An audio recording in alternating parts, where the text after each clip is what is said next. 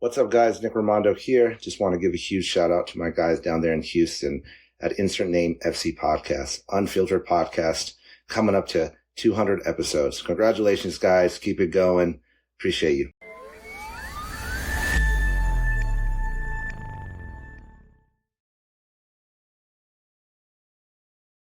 Go Insert Name FC! What is up, everybody? My name is Hector Flores, host of the Insert Name FC podcast, a member of the BellyUpSports Media Network. You can find us on all things podcasting at Apple, Spotify. I don't know if Pandora is still a thing, but maybe there. But just find us at Insert Name FC. You can find us there. We're also available on YouTube. So there are some things that are changing as far as Belly Up goes. So, if you're watching the audio, if you're listening, I don't know why I said watching. If you're listening to the audio version, then it's all normal. But the video episode, there's going to be a full video version of the episode, which, if you guys are familiar to when we started the YouTube channel, that we did that initially. But obviously now that we break them down into clips on YouTube, which follows at Insert Name FC on YouTube. So clips will still be there on YouTube, but the full episode, like just how it sounds in the in the audio version, you'll see exactly how it would be in the video version, and that's going to be available on the BellyUpSports YouTube channel. So if you guys want to see the full video version, that's where you can find us. But as far as clips and all that, it'll still be on the Insert Name FC YouTube channel. So two avenues where you can, well, as far as the full episode goes, that's an avenue where you can watch the full episode on YouTube, on BellyUp's YouTube channel, or you can still listen to it audio version. And of course, you'll be able to also see clips and the full episode on GolzTV, GolzTV. So that is still a way you can watch Insert Name FC over there as well. But yeah, man, and make sure you guys follow us on all social media at Insert Name FC on Instagram, X, and Facebook, and on TikTok at insert.name.fc. Though, I know there's rumors about TikTok being banned, so I can't really tell you how long we'll still be on TikTok. I'm not gonna lie, man, this episode's kind of been on a time crunch. It is our 200th episode, which I'm really excited about all that. But the reason why is because this weekend has just been kind of hectic. So as far as making clips, I'm gonna try to make some. The goal is to make clips, but I just don't know, man.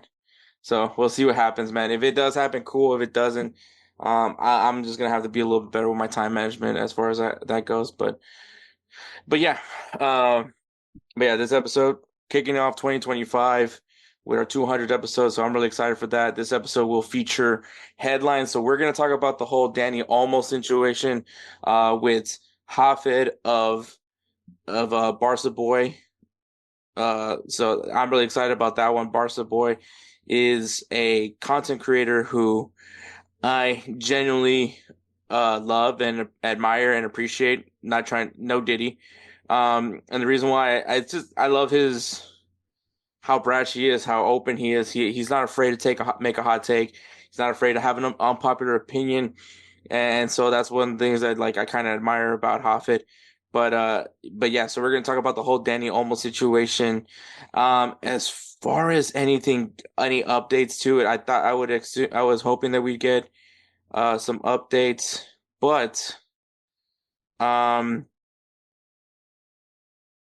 think well, it is official that Dani Olmo, I believe it is official that Dani Olmo will be. No, I don't think there's been any updates to it. But let me see. I'm trying to check right now. Good old reliable Fabrizio Romano. See if he has any updates on that the whole thing over there with. Also, we're gonna have Jose Tellez as well. We're gonna talk about Paulo Fonseca getting fired by AC Milan, which, by the way, AC Milan just won the Super Cup, the Italia Supercoppa. take that for what you want. Obviously you guys heard my whole spiel on Super Cups, but I think that with the current situation right now with AC Milan, especially after just firing their coach, I think it's kind of one of those where it's like, yeah, you know what? Let's celebrate this one. So, which I mean, I'm not gonna sit here and like there's consolation prizes. Obviously I don't want to rate too much on the whole Super Cup, whether it's legit or not. Um, but man, there is like really no update on Barcelona whether or not. Let me see. So no, there hasn't been any real updates. Um, let me see. Let me see if Hafed has dropped anything as far as involving the whole Dani Olmo situation. Let me see. Let me see. Um, I don't. I don't think there's been anything. Okay, yeah. So there's still nothing yet about Dani Olmo and Pau Victor. But so talking about the Dani Olmo Pau Victor situation at Barcelona with Hafed, aka Barca Boy. Talk about Fonseca psyching, and we're gonna talk about Cristiano Ronaldo because why not? With Jose Tejas of GolzTV. Also, Liga MX kicks off this weekend, and so we'll go ahead and preview. Maybe we'll just explain. I guess in some sense, preview, give you guys some things to follow. In the Clausura for Liga MX, announce players of the week, give you guys some games to watch this coming weekend, and of course I'm going to try, and I'm gonna emphasize it on the word try to bring back these closing segments again. So we're kicking off with a top five draft, the year 2024, with Jared of Corner Booth Pod and Kelcey Coin of High Low Sports. So entertaining one. I think we left off a lot of things that happened in 2024. But I think it was still a fun draft nonetheless. So, in the comments, if you guys have some things that happened in 2024, feel free to drop it there as well. But yeah, that's this what this episode's gonna be, and yeah, get ready. So sit back, relax, and let's get this episode going. Episode 200, our 200th episode. So I'm really proud of it. I'm proud to be where we are right now. But yeah, so we're gonna take a break, and then we'll go right into the Barcelona situation with Hafed, aka Barca Boy. Let me tell you guys about BellyUpSports. BellyUpSports is the internet sports bar. Go ahead and check out their website, www.bellyupsports.com, to read some great articles from great writers all across the country, from hockey, baseball, golf, soccer, you name it. BellyUpSports is the premier, not your average website. All right, guys, they say never meet your heroes. And to those people, they're lying. Because I get to meet, well, I've actually met him before. I got to do something with him over at Yanks the Round Table. But to have him on the podcast is actually also quite the pleasure. Since I've known about GolzTV and I was looking through clips, I literally saw this guy and I was like, this guy, I love this guy. This guy is just full of great takes, knows how to get the people going. And that's, of course, Hafed, a.k.a. Barca Boy. I'm not going to lie. I'm a little starstruck right now, man. Gas me up a bit too much. The pleasure is all mine. Of course, even when I started joining GolzTV, I've seen a lot of your content too around the MLS, La Liga, and Premier League as well. So it's also a pleasure of mine to be on the podcast as well. I appreciate that, man. And of course, I'm a Madrista, so I'm sure. Uh, I'm aware. so yeah. But you've also like I will say at least I'm an honest Madrista. I'm not one of those like I'll complain about the team when it's warranted. So I'm not one of the I like I've learned now when people say oh Madrista. Now I get what you mean because I've also been attacked numerous occasions from those Madristas. So I'm kind of I get it now. So I have no qualms with that now at this point. But Hafid, before we get into the whole Dani Olmo and Paul Victor situation, uh First question that we always ask any new guest: what was it that got you into football? What got me into football was, I believe, the 2007 Copa America. My cousin is a massive, massive Riquelme fan who was the Argentina captain, attacking midfielder. So I started watching a lot of Argentina with him. Then I started to, delve into it a bit more. He told me about the, next best thing since sliced bread, Messi coming through. I really kicked in around, I would say, 2008, because on like my cable box back in the day, we had this channel called Sportsnet, and it always had Champions League games. So I always watched Champions League game, and I knew about Messi because of my cousin. So started following. Then the 2010 World Cup is where it all sky high. I love the Spanish team. I've realized that Messi and the Spanish players play on the same team, and that's how Barcelona came to fruition. I also for a good like year or two, I only thought there was Champions League games, and then I realized, oh damn, there's about 50 or 60 other games as well in the season. And then once I got hooked, I couldn't stop watching. So that's my little story, to say the least. Nah, man, it's a good. Hey, I'm right there with you. If you want to just find out a little bit more, dumb enough was I found out I was Salvadorian years after, when from being a kid, and it was because whenever I did watch football, it was with my dad, and he was like a big Brazil fan. Like he would just watch Brazil, and to the point where my dumbass thought that, oh, we're Brazilian, and so. And it wasn't until later on that I found out that my family's from El Salvador. And I was like, oh, are they good? And they said no. And so I was like, all right, well. I This is why I supported Argentina as a national team, because Canada have been dreadful. At least they gotten good over the past few years, though. I'll give them that. But when I was coming through, first 10 years of my football watching career, Canada were just non-existent. No, I totally get that part. And I definitely now get why my dad roots for Brazil. I Yeah, it mean, makes technically sense. there's a city in Brazil called Salvador, so I'll take Yeah. that.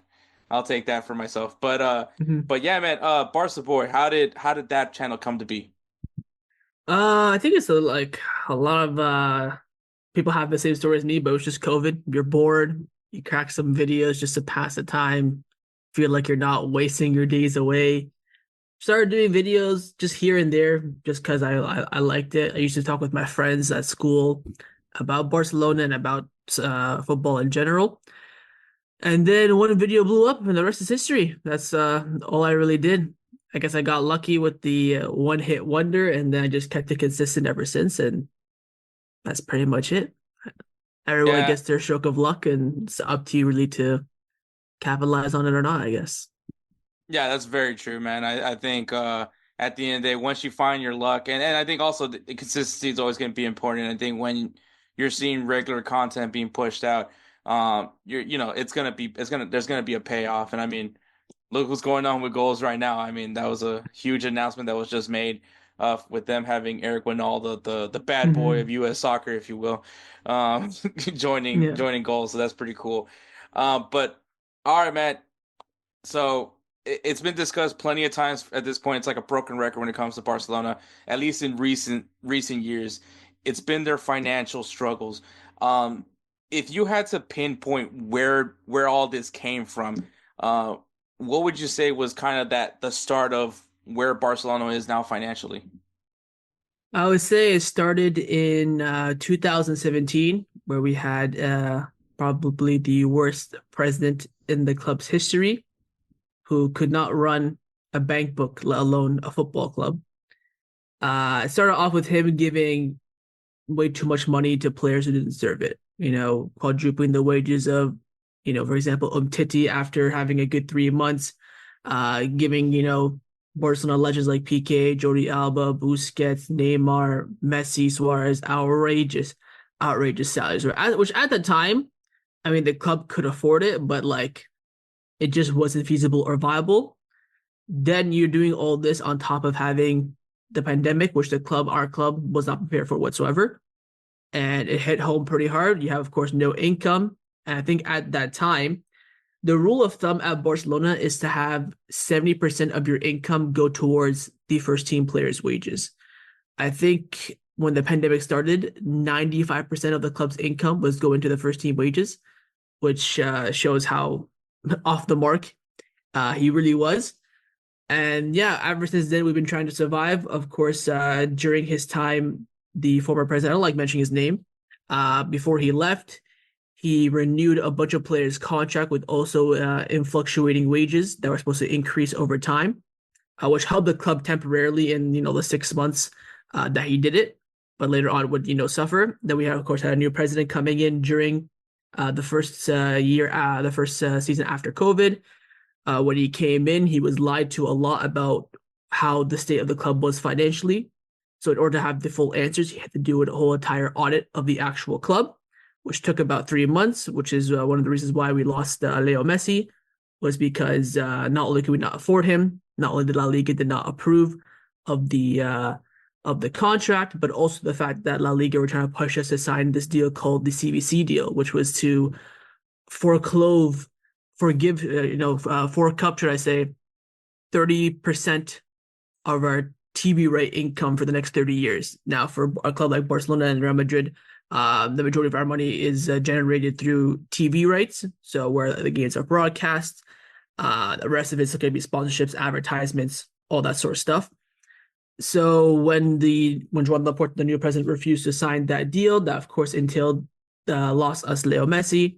But since then, it's kind of been on the road to recovery. So we've made signings, we've sold some of our because we were down so bad to the point where you had to sell future assets to generate income immediately. So that's what we did with all those palancas, the economic levers, in the summer of 2022.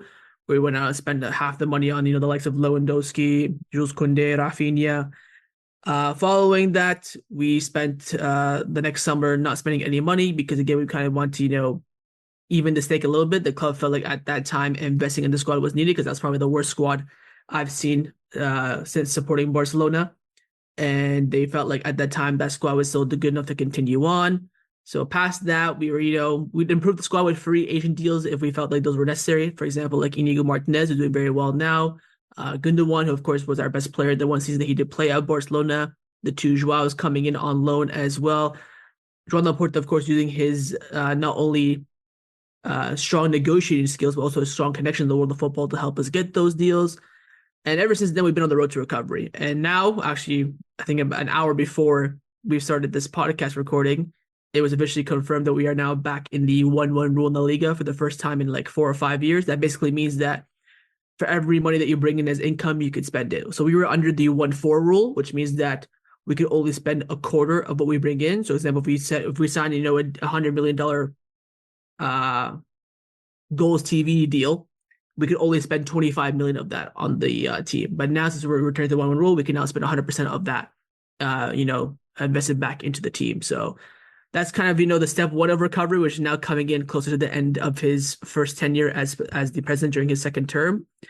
But we'll see how the club now operates with a bit more freedom. It feels like now the shackles have been lifted, but it's always going to be a difficult road. But having a president like Joan Laporta, who knows the world of football, he's already the most successful president in our history, coming back to return to bring Barcelona from the depths of the depths to back to at least normality and competing at the top of European football, is of course a massive accomplishment. So to answer your question, COVID was really the main issue.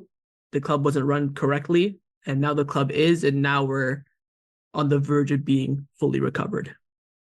Yeah, and that's, even as a Madridista, that's also obviously great news because, like I said, I'm sure just like myself, you're a big fan of La Liga and you value the league for what it is. Some people say it's the Premier League that's the best league. I always disagree, and I think it's La Liga. I might be a little bit biased. Actually, I am biased. I'm not ashamed to admit it. But the league doesn't, La Liga doesn't work unless Real Madrid and Barcelona are duking it out. And so, once it's like, Batman needs his Joker, if you will. Like that relationship is important to La Liga as well. So yeah, seeing all the struggles that they were going through, it was rough. And even, you bring in Hansi Flick.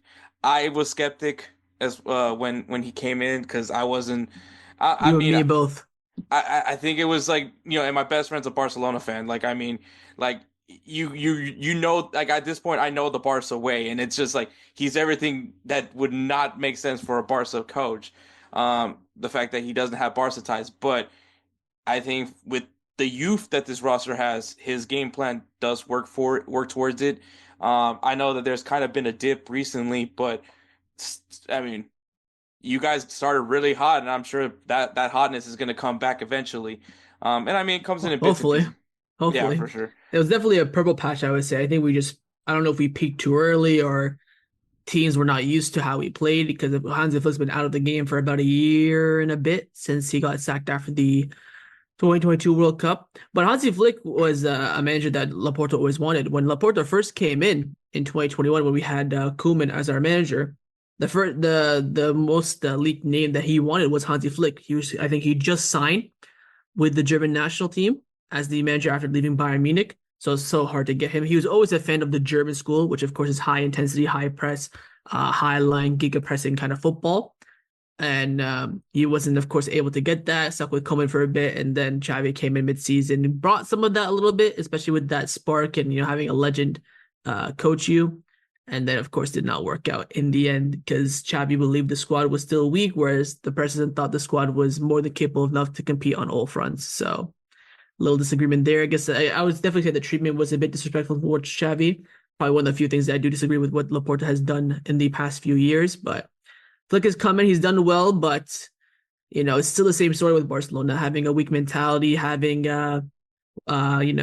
dips in form, lacking so much in front of goal when you still have, Rafinha Ballon d'Or season, Lamine Yamal rise, and Lewandowski back to his best, and we're still, most chances created in La Liga and the most big chances missed in La Liga as well. Yeah, which I mean, I feel like that comes with also having a young squad. Um, can Yeah, the squad's it's not that young if you think about it. This squad has been the squad of Barcelona for about 4 years now. The likes of Gavi, Pedri, Araujo, they've all been, in the first team now for about 3 or 4 years. It's like me doing, let's say I was hired as, a Walmart manager. First year's gonna be rough for sure, getting used to it. Second year's gonna be better. Third year's gonna be better. Fourth year's gonna be, gonna be always improving. I'm still gonna be young, but at the end of the day, I've been doing the job for 4 or 5 years. The same with these players. I guess for me, I'm a frustrated fan who's been through. I guess from the outside looking in, you can definitely say it's a young team, but half this team, or not even half, I would say even 70% of this team has been part of the first team now for about 3 or 4 years. So I feel like the youth or the young excuse shouldn't be valid anymore. I know that Flick likes to use it a lot in his press conferences, but at the end of the day, when you perform so well at the first half of the season and the dip in form in the second half of the season, it's a huge, huge concern because the capabilities of the squad. The reason why Laporta sacked Xavi in the end is because he felt like the squad is good enough. The squad was showing that from August, September to October, but then fell off a cliff in November, December. Is it due to too many games, lack of intensity, weak mentality? Nobody knows, but it is a big, big concern. Mhm. And so the second half of the season is going to be interesting. But obviously, right now, what's been dropped as soon as the year started was what's going on with Paul Victor and Dani Olmo as far as their registration. Which I feel like at this point for you, what else is new as a Barca fan? Because I mean, I think they also were before the season started, they were actually having troubles registering Hansi Flick as well. Um, but when that news came about with Dani Olmo, obviously comes in from RB Leipzig, 51 mil, to bring him into the club. Um, I would say very impactful signing because of just having that repertoire that he had with Lamine Yamal in the Euro. I think that was a huge addition to the team, especially when Gundogan's leaving, and now you have Dani Olmo to fit right into that role, a role that Hansi Flick does like. I mean, we've seen it with Mueller also in Bayern Munich. Um, and I can't really assess Dani Olmo too well this year because I know he's kind of been dealt with Been some injured. injuries. Yeah, he's been injured twice for, I think once was a month, but the international break kind of made it look short. Another one was like a couple of weeks. So he's been fit for half the season, you could say. So And he started I, the season late because he went, of course, all the way in the Euros too.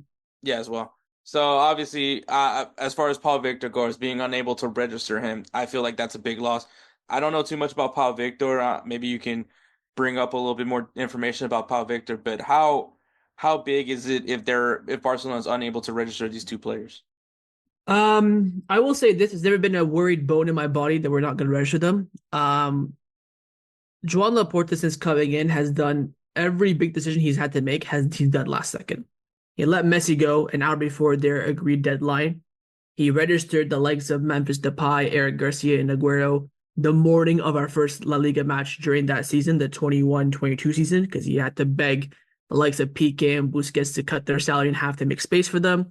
When we did all those economic levers, we registered Jules Koundé last second. He actually had to give 10 million of his own money, him and the board, to register him. Even last season, we registered the two Joaos, very last second as well. So a lot of the big decisions that we've had, even signing the Nike deal, which you probably heard about, that was supposed to bring us back to the one rule. We kind of delayed it in the summer to do it now in like November, December. He's done everything last second because he believes that doing things last second, you get the best bang for your buck pretty much. So I've never been worried whatsoever about the situation because if you're consistent, you have a bit of a brain, you can analyze the situation, you know that in the end it's going to happen.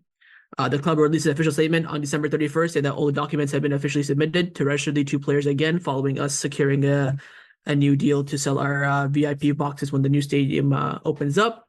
And now it's just all bureaucratic, politics back and forth at this point. It is a bit of a shame that they were unregistered because it just makes Barcelona look bad.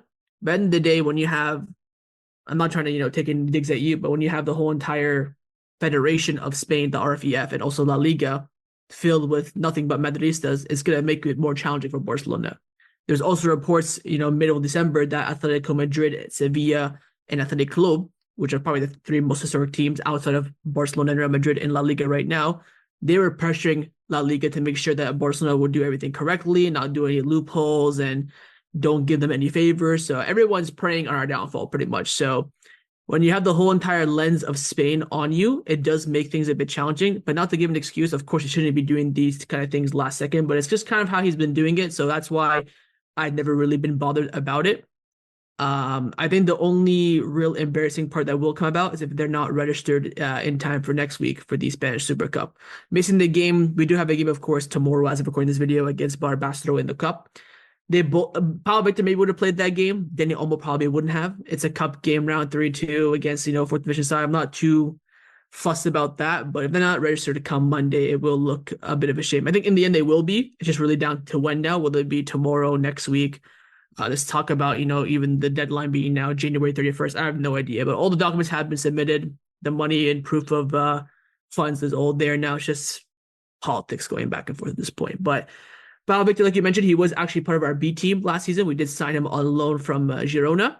Had a brilliant season, 25 goals as, a striker for the subsidiary team. We, of course, Mark Guiu decided to go to Chelsea, so it gave him a little bit of space to make a prominent run in the first team because his space right now is supposed to be for Mark Guiu, but he decided to dip to the blue side of London. So we signed Pau Victor for 2 million. He was on loan with a buy option, but that buy option for some reason expired in April, which is a bit weird, but we signed him basically for that buy option. Good little player. He's done pretty well this season for the chances that he does get, but then of course chances for him are very, very limited, but a decent, option to have off the bench in, these kind of games that we're playing tomorrow. And of course, like you mentioned, Dani Olmo, the big summer signing, of course, coming in to replace Gundogan, which I thought was a brilliant operation by the board, letting go of someone who's 33, 34 years old, who's on a lot of money. He came in, he was, of course, a Xavi signing. Xavi was the one that asked for him a lot during that trouble run that he had with Man City. He was open to leaving. The club said, you know what, we don't need this many midfielders. They're both similar profiles. We'll go with the young one, the Spanish one, get the hype going there. So I thought overall it was a brilliant operation, but now we're just waiting for them to be able to legally play for the club again. Yeah, you're right. And I mean, you did mention that they're back to being on one for one status as far as their whatever income comes their way, which I think is going to be big. If they're able to get these guys registered, which you feel confident, and I don't underestimate Laporta. I think the guy's a mastermind. I mean, the hoops that he's had to jump around to keep this team afloat has been very impressive, and I don't disagree with what you said in all that aspects. But obviously, this coming summer, you got Nico Williams, who is kind of been the big open target. Everyone's been hearing him be very heavily linked to Barcelona, going in on the free, which I'm sure that's going to be massive for any club, but specifically Barcelona, just because of you have now this opportunity to have that three-headed monster for Spain that you had back in the Euro. And but everything's now kind of going back in the right direction. You're starting to see more academy products playing for Barcelona as well, which I'm sure that's not going to torture me in any way. Um, yeah, I'm like another 16-year-old. Where does this guy come from? And like, Yeah, it's, back in the day during the former president's time, he never really trusted the academy. We saw a lot of academy players leave, like Marco Correa for Chelsea, Alejandro Grimaldo, who's now playing for Bayer Leverkusen, ball in there. A few other talents that I won't bore the listeners with the names. So Laporta has brought back a lot. We kind of forced to trust La Masia as well during the beginning of his tenure because he literally cannot buy anyone. So we were a bit forced then, but afterwards it's still being nourished a lot. And every season so far, we've had two or three players come through. For example, the first season we had, what was it, Pedri and Alejandro Balde were the ones coming through. The season after that, we had Pablo Torre, Mingueza. Season after that, we had, of course, Lamine Yamal, Casado, Kubarsi now. So every season we get maybe one or two players that have been impressing a lot in the subsidiary, the B team, to get their chance in the first team. And once they get their chance, they tend to usually take it. Mark Bornallo, who of course suffered a big ACL injury at the start of the season. But all these names, for example, for me, are names that I've heard for like 2 or 3 years. They got kind of build up in the media, like, oh, watch out for this guy. I'll tell you one name right now that I heard a lot. His name is Samu Nomoku. He's a very, very fast winger, fantastic dribbling ability. He's playing, I think, for the under 15s right now. So I expect him to have a run. The Fernandez cousins, Tony Fernandez and Gini Fernandez, they get hyped up a lot as well. So I expect them to come through maybe next season. They probably will get their first chances during this summer preseason that was supposed to be taking place in Asia this year.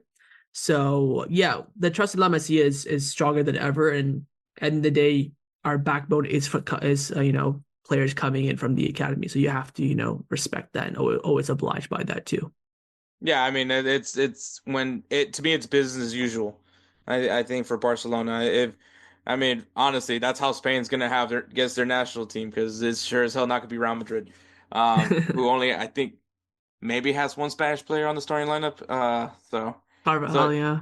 yeah, yeah. So exactly. So I mean, Yeah, you don't even have that many Spanish players in your team, honestly. Apart no, from Carvajal, I Vasquez, I mean technically Brahim Diaz, but Ceballos. obviously Nah, you he's made the Morocco switch. now. Yeah, you made the switch. So Dani Ceballos.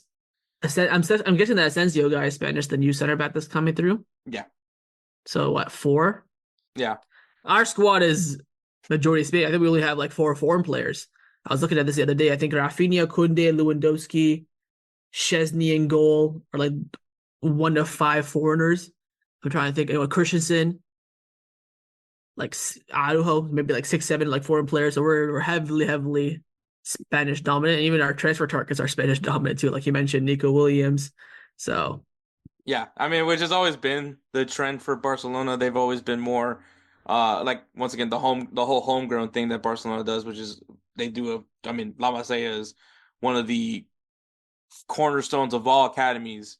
That everybody tries to replicate. I mean, you could look at Borussia Dortmund, maybe say Olympic Lyon, but their situation is probably worse than Barcelona's situation when it comes to finances, but still, nonetheless, obviously another kind of well-respected academy as far as the players that have come out recently from that academy. But Barcelona, I mean, La Masia, everybody knows that name. Even if you maybe like the non, people the guy the regular maybe casual fan probably doesn't know too much about La Masia, but everybody knows more often than not if they're Spanish, they're probably they're probably La Masia graduate. And so that's an important part for Barcelona, but just great to see that part. Um, I mean, before we wrap this up, man, I gotta ask you, man, what are you looking into the second half of the season for Barcelona? Obviously the race is pretty tight, which you normally usually is kind of in that way, but how do you feel going into the second half? And do you? I will honestly tell you, I think this slightly overall this year, as far as football goes, it's been pretty bizarre. You got the Serie A with all the ties that they've had. yeah. Um, PSG is undefeated. No one cares. Um, I mean, the only thing that's like normal is that Bayern Munich's on top of the Bundesliga, but Leverkusen's like right behind them, Yeah. and so it's been just a weird year. And I've always sensed this weird. I don't know if it's just me. Maybe you feel the same way. But whenever it's these weird years, that's where you get the Atletico Madrid title, which I'm hoping. I'm hoping that's Yeah. not the case. I But mean, I just feel like this season's been so tight because of the schedule. Too many games. Players cannot perform. No athlete in any sport, swimming, darts, basketball, football, whatever, can perform at this high level this consistently. I think there's a lot of pressure on Madrid as well because you were the best team in the world last season. And you go and you sign the best player in the world, so there's going to be high expectations there. For me personally, since the beginning of the season and on August the 1st, I'll say it again. Minimum one trophy, and I'm happy. I really don't care what trophy it is. Super Cup, Copa, La Liga, Champions League. When you go a season trophyless like last season, you just want to win something. I think Barcelona's season really rides on this Spanish Super Cup. If you look at our recent success over the past few years, actually during this, new edition of the Super Cup where it's been played in Saudi Arabia, we've done it now, I believe, 5 times, and Barcelona only won it once. And that one season we did win it. We won the double. We were on the verge of the Spanish treble if we didn't bottle it at home in the Copa del Rey. But I think that next week in Saudi will be a true test for Barcelona. I think our season success honestly will ride on that tournament. We of course have the Copa in the semi. You've got Mallorca, potential Spanish Super Cup, El Clasico Super Cup final. Vinicius is now potentially suspended for probably both games, so that's going to of course cause some ruckus and controversy. But that's how I see it for Barcelona. I think that everything relies on that. I think the league title, to be honest, I think we're 5 points off the top now. Again, if we win all of our games, we win the league because we of course play each team once. But it's difficult to say that. I think we're more so of a cup team than we are in terms of longevity over the course of a season being consistent, which I don't think will entail the league title. I can see us maybe winning the cup, the Spanish Super Cup with the Copa del Rey. Champions League, we're not going to win because this team's mentality is just absolutely all over the place. So we'll take one of the two Spanish Cups, I guess. But if we go trophy list, I think it's going to be absolute mayhem this summer. And of course, if we win the lot, we'll be partying like no tomorrow. yeah, definitely. It's definitely going to be that one of those cases, man. But Hafed, it's a true pleasure to have you on, man. You are more than welcome to come on whenever you want, man. You just gotta let me know. But this is your time, man. Go ahead and tell the world where they can find you. Just Barca Boy across all platforms, YouTube, Twitter, mainly is where I'm active. I have some clips on TikTok and Instagram if you want to go see it, but mainly on YouTube where I upload a lot of videos, transfer videos, news about Barcelona, previews, watch along match reviews and analysis, basically the whole 9 yards. So if you're a Barca fan, you're interested in Barca content, I'm the hub for you, I guess. Yeah, that for sure, man. Also, you can find him on all and Yanks the Round Table. Where you at Yes, right now in the sir. standings, man? Always on top, man. Come on now. I run that show. Always Yeah, in first, never last. But we are yeah, halfway the season now, so my lead isn't that big, but it can definitely change. But hopefully, I steady on for the rest of the season. yeah, man. I hope you do because obviously the bragging rights is gonna be, Oh yeah, through it's the roof. through the roof, man. But like I said, always a pleasure, man. Thank you so much. All right, guys. Of course, this is 200 episode, and we're not gonna not have Mr. Jose Tejas of GolzTV. Welcome back to the show. Here, Jose. It's always great to have you, man. Yeah, man, Hector, I appreciate it, bro. First off, congrats, man. Happy 200th. It's an honor, seriously, to be a part of this. And honestly, at the same time, you're right. I do kind of deserve it. I think I've been on this show quite a bit. So, so yeah, I'm excited to talk ball today, bro. Yeah, man. I take some time off from pissing off people from Europe, apparently. So I mean, it's all great. It's all fine and dandy, man. It's Yeah, good. It's good that the sport's all about inclusivity. It's great that that's what we're all about. We don't gatekeep in this game. So, especially not in America. nah, especially not. We don't names. We don't call things different names by any chance. Uh, but hey, we're not perfect, man. Maybe I over No. exaggerate when I said disrespect, but hey. But then again, the comments tells me otherwise. It was a But spicy week last week for Intern MFC. I like what I saw, bro. I like what I saw.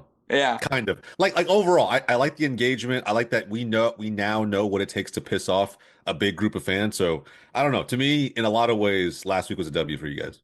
yeah, it was funny too because some people were like, Keylor Navas isn't world class, and then there were some people, no, Keylor Navas is shit. So It's crazy his perception, bro. It's the fact that people say he's shit makes me feel like you only watched him from his time with PSG and just made a determination. And even then, he was still good. It's just PSG really wasn't that cohesive. But and they still made it to a fucking Champions League final. So I don't know. It's massive disrespect.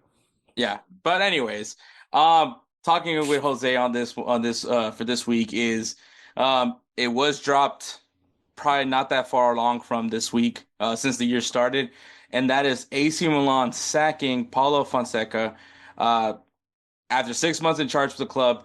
But if you guys are fully aware, AC, and I mean, literally last episode we talked about AC Milan where they at right now on the table. But just a quick reminder, they're currently eighth in the table in Serie A with 7 wins, 6 draws, and 4 losses. 26 goals, 17 goals allowed, goal differential of 9 goals. Some of their key contributors are Christian Pulisic with 15 goal contributions and Reinders and Lau with 12 goal contributions apiece. Um, What's going on with Milan, man? I feel like the term is they let a lot of wins become draws. Yeah, I mean, in a lot of ways, Americans will choose to focus on the positive and the fact that despite how mid they've been this season, Pulisic is still performing, right? So he's now very much a go-to guy for Milan, which is really cool to see and say based on the history of this historic club. But you just said it right there, right? They're eighth, literally a mid side. I don't know if it warranted Fonseca being sacked after 6 months. Like, when you really think about it, was it all him? Were there not tons of moments we could point to where the players just let him down? Um, I don't know. I think it's harsh in my opinion. But with that said, they really tried to correct this, and we'll see if they overcorrected with Chow. Like I don't know if the majority of big name players on Milan are prepared for life under this manager. If you look at the previous teams that he's managed, they almost feel like a carbon copy version of who he is as a manager, his brand. Very much like Atletico Madrid in the sense that they all feel very Simeone-esque, right? In how they play. They can be world-class talent, but they still feel and play that way. So yeah, man, I think we'll see what happens. I do rate him as a manager to an extent. Like I do think, hey, he came from Porto. His last couple Porto sides, last couple years have been interesting. I know as an Arsenal, we know as an Arsenal fans, right? Like we've played them in the Champions League. Um, yeah, man, they're interesting. They're an interesting side. So we'll see how Milan look. I expect a little more of a dog mentality now with this new manager. Yeah, and I think kind of speaking about Christian Pulisic, a guy that benefited from AC Milan, even though not a great time, not the best of flexes to have. If you're Christian Pulisic, say you're the best player on AC Milan. But it just seems like everyone's just been off. You expect more from Rafael Leao. You expect more from certain players. The back line has been a letdown, which is surprising because you look at that back line, you think that's a should be a pretty solid backline, especially with the goalkeeper that you have in Milan. All the things should be going in the right direction for AC Milan, a team that has high aspirations of returning to be one of the perennials of the Serie A, and haven't been really able to replicate what they were able to do that one year that they did win the Serie A. And I think it also goes into factors because of Inter Milan also having their return.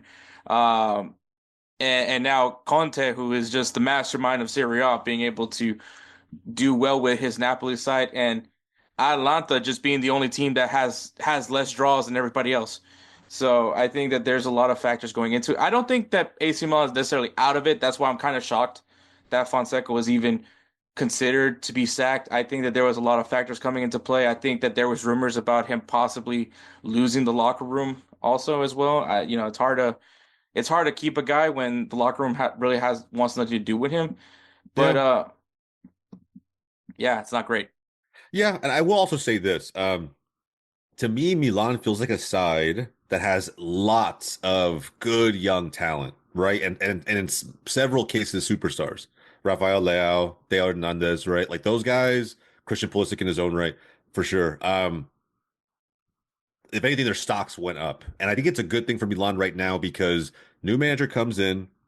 Maybe the locker room was an issue, not just because Fonseca lost it, but maybe because there's not a one true leader in that locker room to rally everyone, right? There's not a super alpha vocal leader that's kind of there to rally the troops. So maybe they need a little bit of an overhaul, right? Get some big money outgoings done in the transfer market. It doesn't have to be January, right? This summer, but if this new manager gets a chance to build Milan in his side, I mean, who knows, man? They're probably right back on that charge of top four, I think, right? If he has players that are fully bought into his system and embrace his mentality. Just a very tough Milan team physically, the way that they play, their mentality around the game. It'd be interesting, man. It'd be very different from what we've seen in recent years.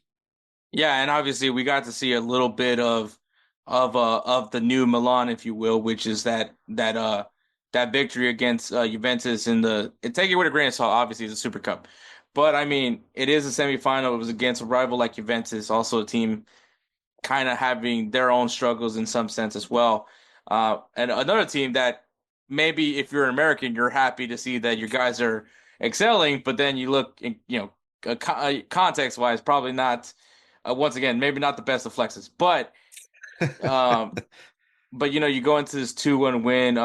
For Christian Pulisic scores a goal. It was a penalty, but still, it's great that he's being confident enough to take control of being that penalty kick taker. But as well, Musa forcing an own goal. There's some positive to take from it, and I think if you're at least a U.S. men's national team fan, you at least have some sort of sigh of relief that you're you're hoping to see Pulisic and Musa still being featured on this Milan side, which I think maybe we got some sort of answer from that, or uh maybe Sergio maybe not wants to tinker too much just yet and just went in with what is usually expected from this AC Milan team. Yeah.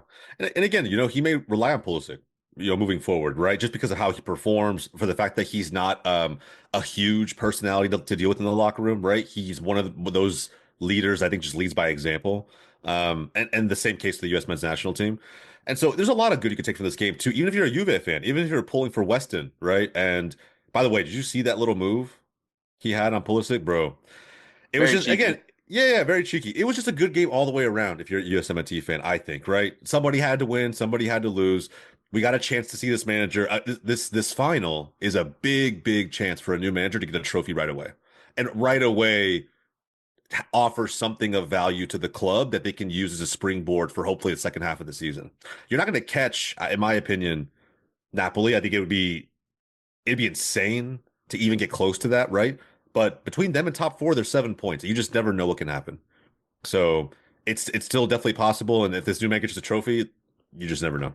Yeah, and I mean that Super Cup final is going to be against Inter Milan, so we're going to have a Milan derby for a trophy, and I think that's um and I mean that's his former club. He played at Inter Milan, so I'm sure that there's going to be storylines to be written if you're in the Italian media. It's going to be a fun one, I think. And I've said my things about Super Cups, and they do have their value. I think in this scenario, it has its value because you have a new coach. You want to make sure that they're on heading in the right direction. Funny enough, I mean, Haf, if you listen to this podcast earlier, you hear Hafed talking about Barcelona and how Barcelona right now are in a scenario where they can take a Super Cup as a positive and push it onto the second half of the season. So and I didn't disagree to it, even though I went on a whole rant about the Super Cup. But it's just I'm not gonna call it a treble or a double worthy trophy to flex. That's just me. But I do see the importance, especially with the weirdly enough having these trophies now in the halfway point of the season versus having it before the season, kind of how the English Premier League does with the FA Community Shield, and I think Bundesliga as well. But I mean, seeing it like this is kind of like their all right, we just came back from break. Let's get this tournament going. Let's get back in form and then have a good second half of the season. But yeah, Milan is not far away from a Champions League spot. They can turn things around. Like I said, they just had the issue of just not being able to finish matches to secure 3 points. And had they were able to turn those draws into wins, this could be a different story for AC Milan, and Fonseca probably would have a safer seat. Probably still have his seat in the table, but I think for Sergio, which is funny enough, another Portuguese league coach leaving their team halfway through the season to join a club that just needs a manager now. Yeah. Yeah, it's interesting. I mean, at some point you figured he'd leave Porto. I just felt like they were perfect for each other. Like at every level. That's exactly the type of manager I think Porto. It's not Mourinho-esque from, '04, right? It's because he had a legitimately like a crazy when they were pieced together, underrated, young, fantastic team. Both those teams now are just like dog mentality, right? And they're not going to make anything easy for you. If Milan embraces that mentality through and through, if Pulisic embraces that mentality through and through, it only also benefits the U.S. men's national team. So, I not that I think he's soft or doesn't, shies away from being aggressive. He's had his moments 1,000%, but there's a difference between that and like being that guy, right? The enforcer on the pitch to an extent, or at least having that mentality, sticking up for your teammates, right? Like dying for everybody on the pitch. I don't know if Kotenchai will do that with everyone, but for those who buy into his mentality, man, Milan has a shot to rectify the rest of the season, even if they don't win the final. Because Inter, to me, clearly is the better team. But I mean, it's a cup final; anything can happen. Yeah, exactly. And I think, like you said, I think this benefits all the players if they can. And I mean, it's Serie A, it's finest, right? Being a physical league that it is, to have that kind of coach that is, and I mean, it's fitting that he's an Inter Milan guy, so because they're very much the same mentality. Yeah. And I'm now happy that we are now validating that dog mentality is an important feature for clubs. I think that we'll keep speaking on it as much as I can because being a dog is important. Join the But movement. so I mean, I always love that. I think that's important for clubs as well to have, especially in the Serie A. But yeah, you're right. In some sense, Pulisic needs to grow up here, and I mean, I feel like we've been saying that this year. Him not being more affirmative when it came to the penalty opportunities. That was a funny storyline at some point this season. But yeah, no, I think it's very true. It's very fitting that is the case. And I think, like I said, it's not that far away from AC Milan to get back in a good position in the Serie A. It's just about being more physical and being more affirmative, and get those wins. Yeah, I fully agree. So I can't wait. I can't wait to see that final. It's a Milan derby, man. Even I don't care what tournament it is. A derby is still going to be a good one to watch. Even a preseason derby is still going to be a good one to watch. So I have no complaints in that part, nonetheless. But hey guys, this is Hector from the Insert Name FC podcast here to tell you guys about Canada Dips. It is a great tasting, superior alternative to traditional dip using CBD in a way that is radical, enjoyable, and effective. It comes in 5 core flavors: wintergreen, mint, citrus, mango, and American spice. Canada Dip CBD is the new evolution in dip, allowing guys to enjoy great, long-lasting taste without the downsides. If you guys want to go ahead and try them out, use the code BellyUp20 at CanadipCBD.com. Once again, BellyUp20 at CanadipCBD.com, and you'll get yourself 20% off your purchase. Thank you again for Canadips for being a great partner of BellyUpSports. We'll move on to the next headline, and all right. So Cristiano Ronaldo. This is gonna come off in a way that either you're a Ronaldo fan or you're a Ronaldo hater. If you ask me, I frankly don't give a shit. I'm kind of tired of the GOAT debate at this point. I just don't. I don't know. Like I'm not saying I grew up or anything because I clearly haven't. But I think with me, it's just that the debate between Ronaldo and Messi. It's kind of, unless somehow Portugal wins the World Cup, I just don't see any other way you can validate Ronaldo. Is Ronaldo still GOAT? Yes. Is Messi a GOAT? Yes. You can have multiple GOAT. We got spoiled. Jose, you and me got spoiled. I agree. Live in an era where we have, because everyone thinks Pelé and Maradona were from the same time period. They weren't. No. I mean, they were not even remotely close to that time period together. So everybody's had a period where they've only had one GOAT, like one clear, this is the guy. We have the era where we were able to debate whether or not one of these two were the better guys. And there was years where one edged over the other, and then, Messi ran away with it for a good while.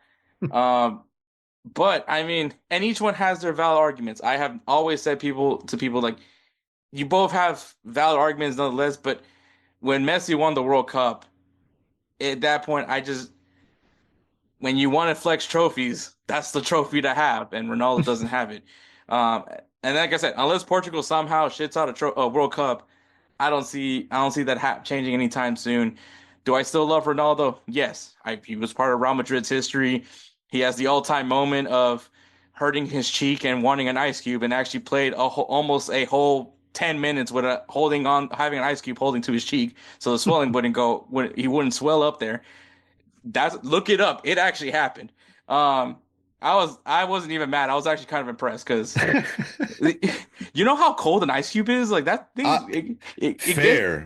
Also, just again, just to have the awareness. Most players are like, I should keep playing, and like he's just I agree. I agree fully, bro. The argument's stale, and again, I think Ronaldo is the way I've always put it too. Again, two goats, but I've always put it. Messi is the greatest player of all time, and I think Ronaldo is truly the greatest finisher of all time.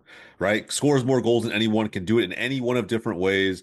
Doesn't really matter. Like the guy's literally the greatest finisher of all time. Um, I think this whole situation, though, right?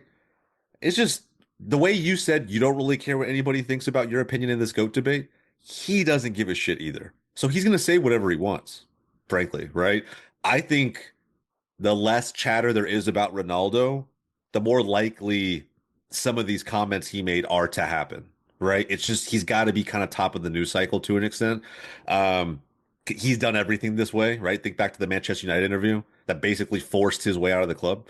Um, I mean, bro, look, the only comment I really have anything to say on when it comes to Ronaldo is just what he said about the Ballon d'Or. I think that it's just hilarious to me that anyone at this point is still calling it a robbery, one way or the other. Had Vinny won, had Rodri won, it was so close. It really didn't matter which way it went. It was gonna be controversial. It was gonna be, a talking point for fans. But no one swept the other in these votes, bro. Like it was super close, and Rodri won. And if you disagree, fine, you could disagree. You may think Vinny should have won, and he had a very big chance at winning it. He just didn't, bro. That's how close it was. But to say it was a robbery and to question the voting, which we all have our own, questions and biases, right? There's even Messi has some questionable Ballon d'Ors, to be honest, like one or two of them where maybe he shouldn't have won it. But to just say like, hey, these what are they called? The Globe Soccer Awards, some shit like that. The best. The best. I've never heard of this award ceremony until like when I was still working for the Dynamo equipment room, and they just had it on the TV, and it was like by far the cringiest introduction I have ever. It literally was just these people performing, and they kept singing the best, like they're the best, the best. Like I'm waiting for that song from Karate Kid to play.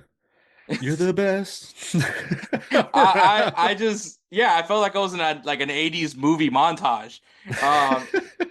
And it was just funny because we're just sitting there because we're doing laundry, so there was nothing to do at that point, so we're just sitting there taking advantage of some of the food in the cafeteria. And it was funny enough because then Pat Onstad comes in and busts our balls that we're not doing anything. Obviously he wasn't making any remarks about whether our careers were in jeopardy. Maybe my career, but you still feel good about it, I can tell. Yeah, I'm not salty in any way. He actually just I think he just accepted my request on LinkedIn, by the way. W. See, no animosity between. Like it never happened. But yeah, I was like, the hell is this? And it was basically an award ceremony for the year, and I was like, oh.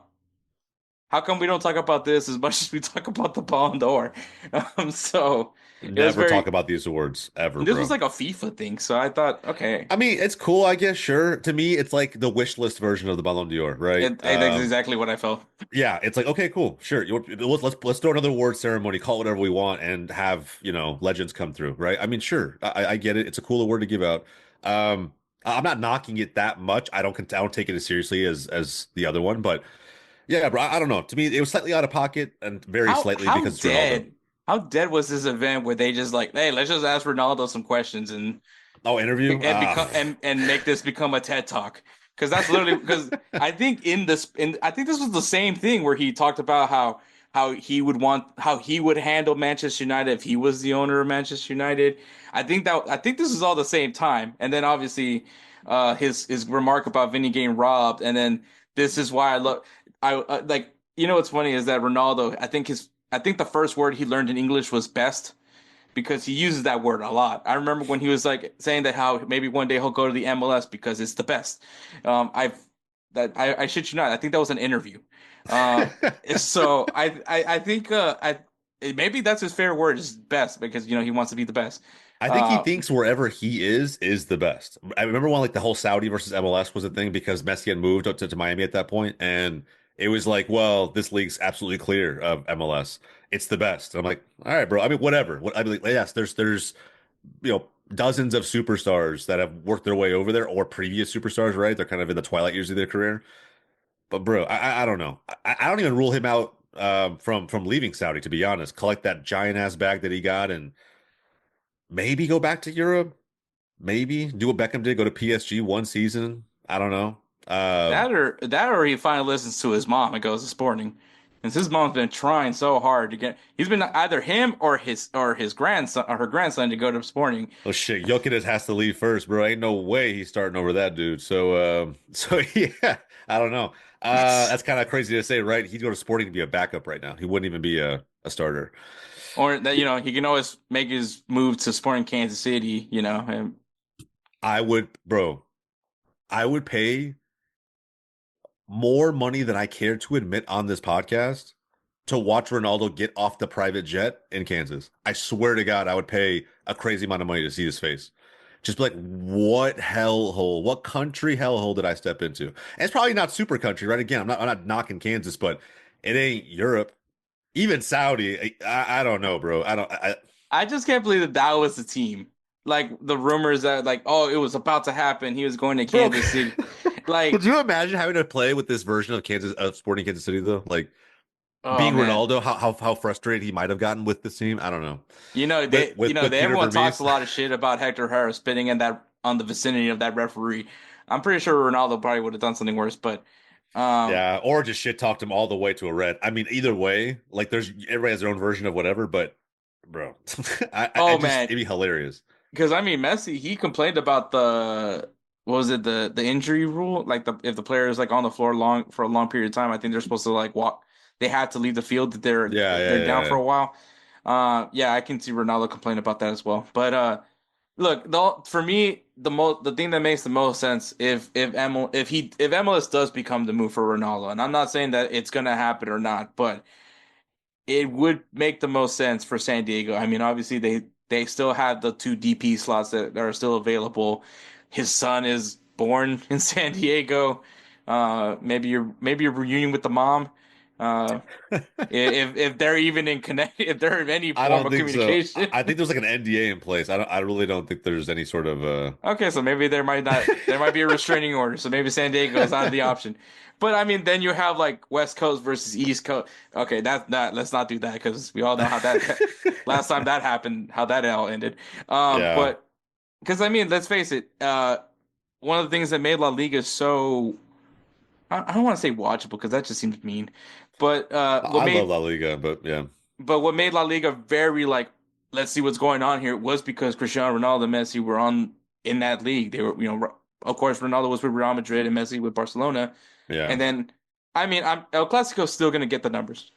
There's no, there's no questioning that. But because you want to see like who's going to outdo who in La Liga, that's what you were watching La Liga for. Now, am I saying that anyone wants to see a 40-year-old Cristiano Ronaldo and how old is Messi now? Like 37. So yeah, Uh, 37, 38, something like that. Also, Freedom Award winner. I don't know what Oh yeah, Medal of Freedom. Medal of Medal, Freedom. Medal of Bro, Freedom. I'd be slightly ticked if I was an athlete like Magic Johnson. Like basically what they're saying is that in 2 years, Messi has had the impact on American sports that legends like Michael Johnson have had. Oh, sorry, about Magic Johnson have had. That to me is kind of crazy, just a little bit. I don't want to take anything away from the GOAT, and the beautiful game is bigger than any other sport in the world, 1,000%. But to come to another country and be given that exact same award, I'd be kind of sitting there as Magic, being like, dude, what the fuck, bro? Like I like I don't know, man. He played so I don't know. I don't know. It's just to me, it's a little bit interesting, but I would. that's I mean, I don't think Messi went at all to the ceremony, but I think but still.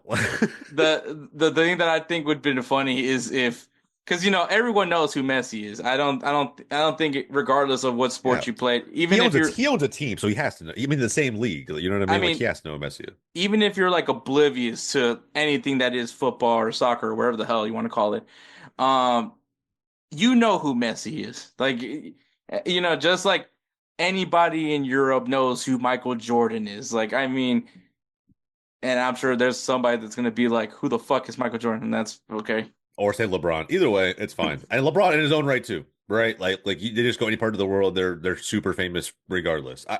You mean these Jordan sneakers is a guy? It's like I love Messi, bro. He's literally my favorite player of all time. And so like I again, I'm not knocking Messi in any way, saying it doesn't deserve it. It's just interesting. The cynical side of me thinks it's kind of funny. So anyway, it is hilarious. It would have been it would have been a great image of just Joe Biden who look, I don't get political here. And I do never you think will. they had to tell him who Messi was? I'm pretty sure they told him and he still doesn't remember.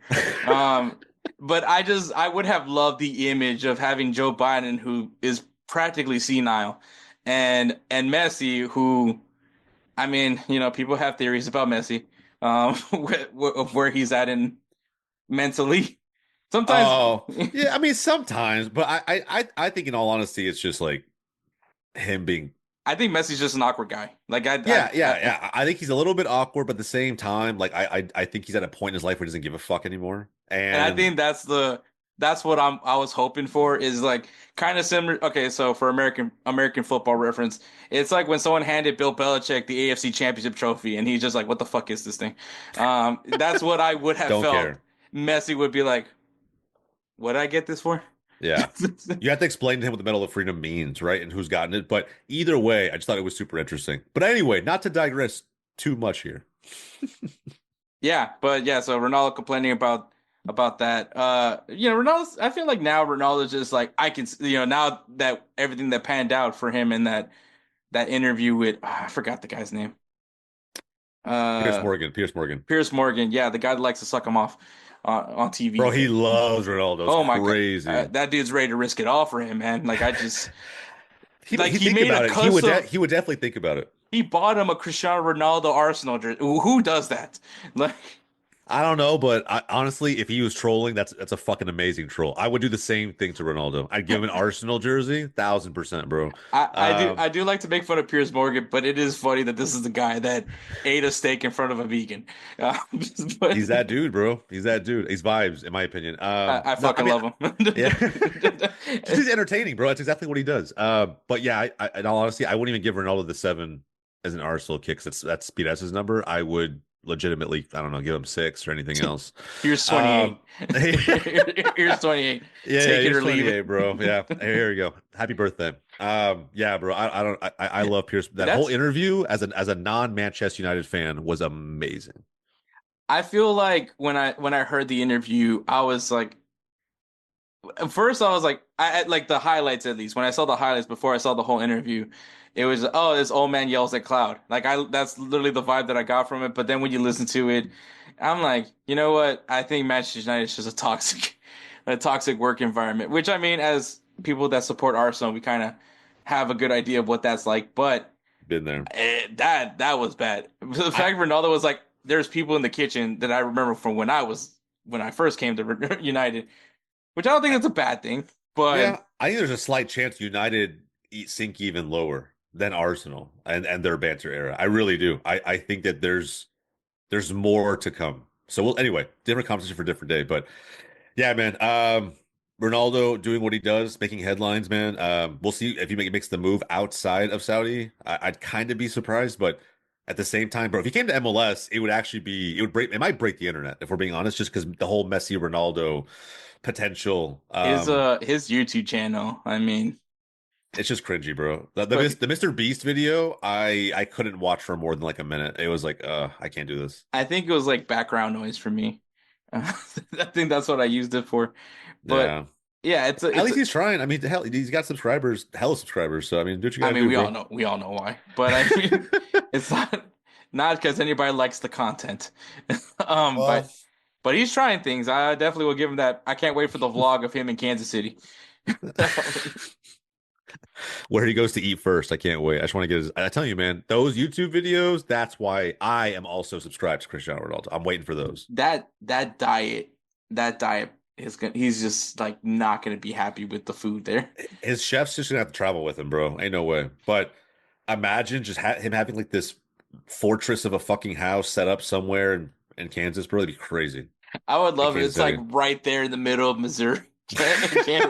Like, It'd be crazy, bro. I'm telling you, man. It'd be so interesting to see him come to MLS. Whether it's sporting or not, like hell, it could be the LAFC, whatever. It would just be crazy to see that we have that potential in this league to run it back. yeah, man. And I mean, but like especially if Ronaldo does go to a Western Conference team, like the insanity of a possible MLS Cup between Ronaldo and Messi, it's gonna sell out immediately. It's gonna be all like the Apple TV deal goes bye-bye essentially if that happens because they're gonna want this to be public acts as much eyes all eyes on this because it's gonna be a huge one.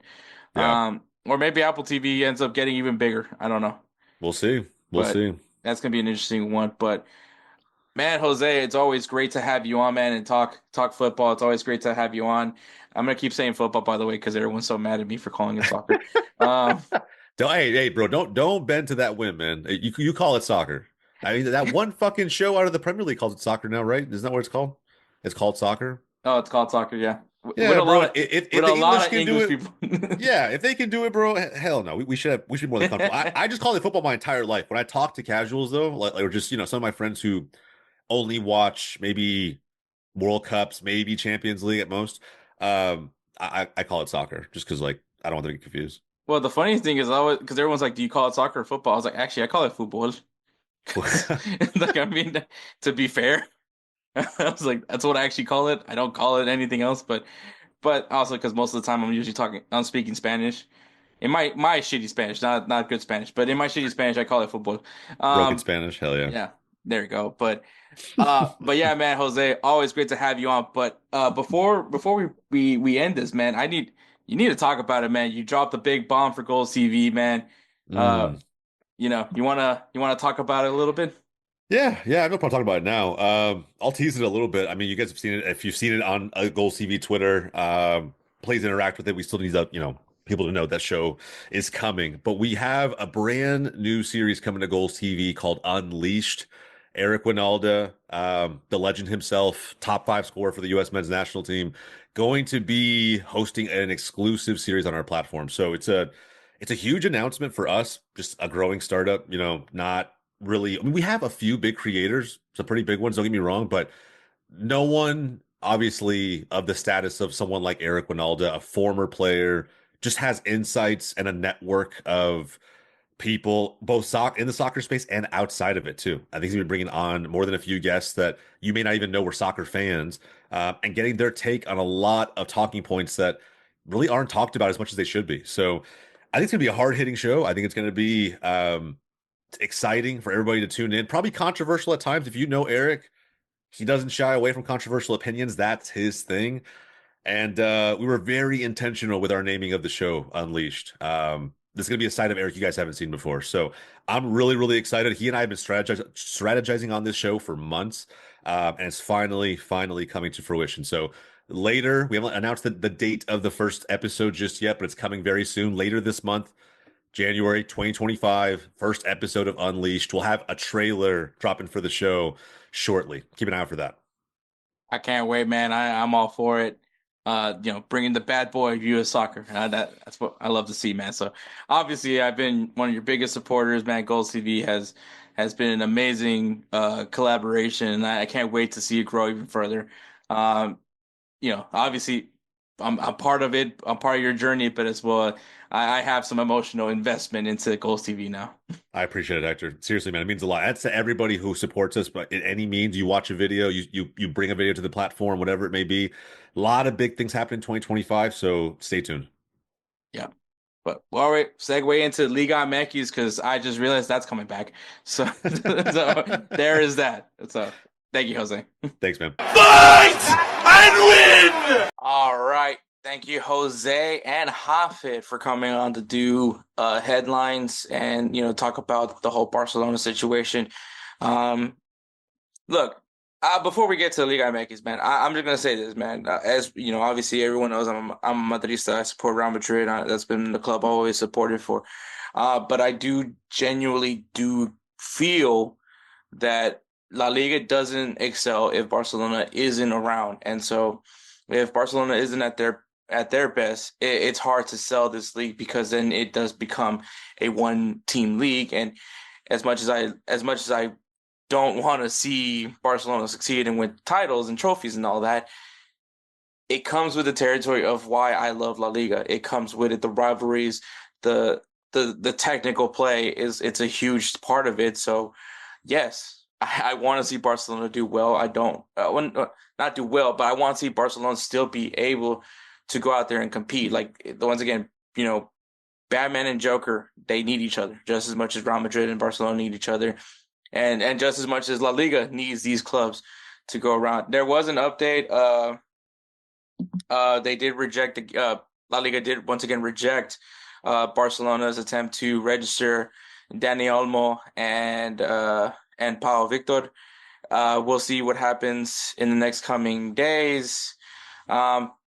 So also kind of in just a heads up, the order of how this is being recorded. So we recorded Hafed the day before I'm recording this, and then later today I'll be recording with Jose. So if there's any changes, that's probably going to be heard in the segment with me and Jose. If there is any changes, I'll make a status update. But if this sounds very weird to you, it's because that's how the order of recording these moments for the episode. But as far as I know right now, Barcelona is going to court to get this figured out to keep Dani Olmo, which once again, if they're unable to, then Dani Olmo and Pau Victor can go to any club that they would like to go to on the free. So, obviously Barcelona needs, and it's in their best interest to get these deals done. So we'll see what happens.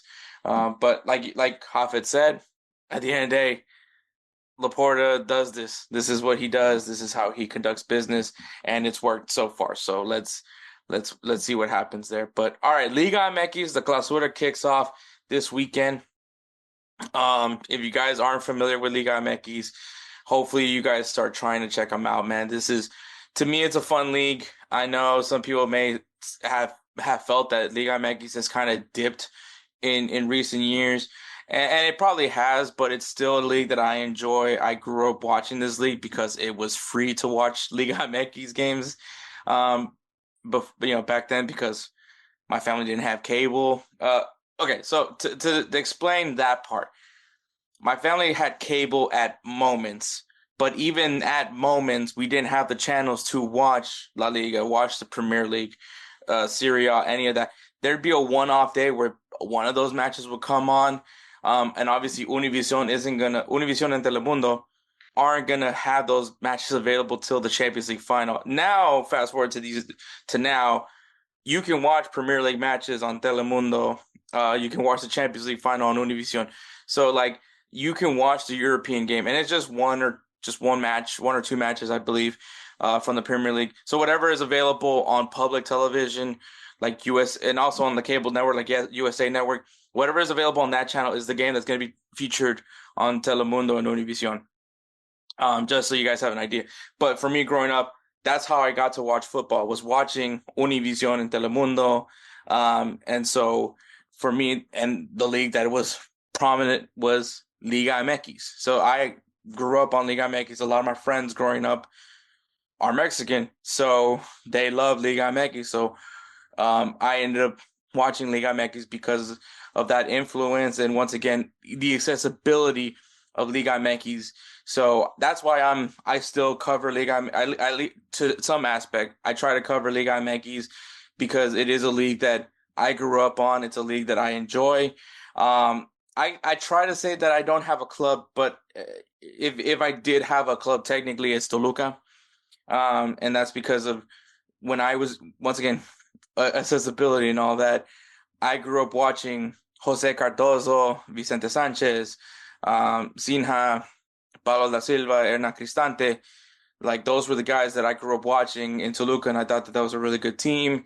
Actually, as a matter of fact, was one of their best teams that they had in Toluca's history. And so, not a lot of people talk about Toluca. I mean, when they talk about Toluca now, it's about how they have a good team but just can't perform in the playoffs. And also, I want to point out this is also another league that has a playoff feature in their league format. So it's not just MLS that does the regular season then go into a playoff. Liga MX also does the same exact thing. Now, for people that are curious about how Liga MX works, they do two. They essentially have 2 seasons in one calendar year. They have the Apertura, the opening season, and the Clausura, the closing season. So in both these formats, they play everybody. They play everybody one time, and then obviously the top 6 teams qualify for the playoffs, whereas the teams from 7th to 10th place are put in a play-in round. And that play-in round, I think it's 7 and 8 play against each other to go for the 7th seed. Then the loser would play against the winner between the 9th and 10th place team to secure the 8th seed. So, and am I a fan of this format? No, I'm not. This is also a new format from. This is now, I believe, the third. This would be now the 4th installment now of this format. And honestly, I would say it is better from the reclassification because that you had 12 teams qualify for the playoffs. So and I mean, it's just 2 less teams technically that qualify for at least a postseason. And I mean, it's getting there. I mean, I would prefer just having the top 8 teams compete in Liga MX, which it's not a lot of teams in Liga MX. I think it's 18 teams in Liga MX. So, so I mean, 8 out of 10, it's a higher percentage, but it's not more than half. So I'm fine with that. So, but yeah. So if you guys aren't familiar, the teams that are in Liga MX is Club America, Atlas, Atlético San Luis, Cruz Azul, Chivas de Guadalajara, Juárez, Club León, Mazatlán, Monterrey, Necaxa, Pachuca, Puebla, Querétaro, Santos Laguna, Tijuana, Toluca, Tigres, and Pumas. Those are the teams. And yes, I'm gonna unfortunately say things in Spanish. So it's just the way it is. But those are the teams that are competing in Liga MX. There is no relegation in Liga MX as well. That was something that Liga MX moved on from. It kind of also their way of protecting certain assets in the league. Obviously, Club America, Chivas, if any situation were to happen that those teams get relegated, wouldn't be a good look because of they're 2 of their biggest clubs, as well as like any of the teams like Monterrey and Tigres are just, they're so big that it would be detrimental to the league if they were to get relegated. I don't know if that's the true reason behind it, but I do know for a fact that there is no promotion relegation anymore in Liga MX, which is kind of frustrating, especially when we're just not going to see certain teams anymore. Like, so Monarcas was obviously a very prominent club, but they were actually they just ended that club. I believe Mazatlan is actually technically Monarcas, but obviously they're in the city of Mazatlan. But Monarcas is technically back. It's not the same. Honestly, it's not. But Dorados was a team that I was familiar with when I was, growing up watching Liga MX. Veracruz is another team that I was familiar with. And they're all in that 2nd division. And they're never going to be able to come back up to Liga MX. And in Liga MX, they only promote 1 team up to Liga MX. So it's not like 3 teams go up or anything like that. It's just 1 team that moves up into promotion. And if you guys were curious how that promotion relegation worked, so when they combine both seasons, the team at the bottom is the team that gets relegated. So that was kind of, if you guys were just curious, like they would combine from the Clausura and the Apertura, from the Apertura and the Clausura, they would mesh them in, and there we go. But anyways, I think I'm saying too much now. there are some changes this season from the Apertura now to the Clausura. In Santos Laguna, we have Ignacio Ambriz, who resigned as the manager. Now is being taken over by Fernando Ortiz, who his last stint was managing Monterrey in May of 2023 to August of 2024. So essentially, he hasn't been working for a while. So we'll see how he does. Taking kind of a half year off from coaching. So we'll see how he adjusts. Does come from Monterrey. Monterrey, obviously, a very sturdy club. So we'll see how that pans out now with Santos Laguna. Puebla, they moved on from Jose Manuel de la Torre, and they hired Pablo Guede, who was known for Argentinos Junior. Similar to Fernando Ortiz, hasn't been coaching since the summer of 2024, so he's coming back into it. Coming from the Argentine League, we'll see how he adjusts in Liga MX. But the more interesting enough, Chivas de Guadalajara, they were actually at the time having an interim coach, which was Arturo Ortega. Obviously, he's an interim coach. He was just there to fill the role till the end of the season. Well, now you have Oscar Garcia, who is taking over. He actually was in Belgium with OH Leuven. And his contract actually ended in November 2024. So he actually was managing a full year over there in Belgium, and then comes over to coach Chivas de Guadalajara. So bit of an intriguing addition. Obviously, if you guys aren't familiar, Chivas de Guadalajara is known for having only Mexican players. Coaches, I mean, they've had coaches from different countries before, so it's not outside of what they're known for. But what their identity as a club is that they only play with Mexican players. And some of you are probably wondering, isn't this the club that has Cade Cowell?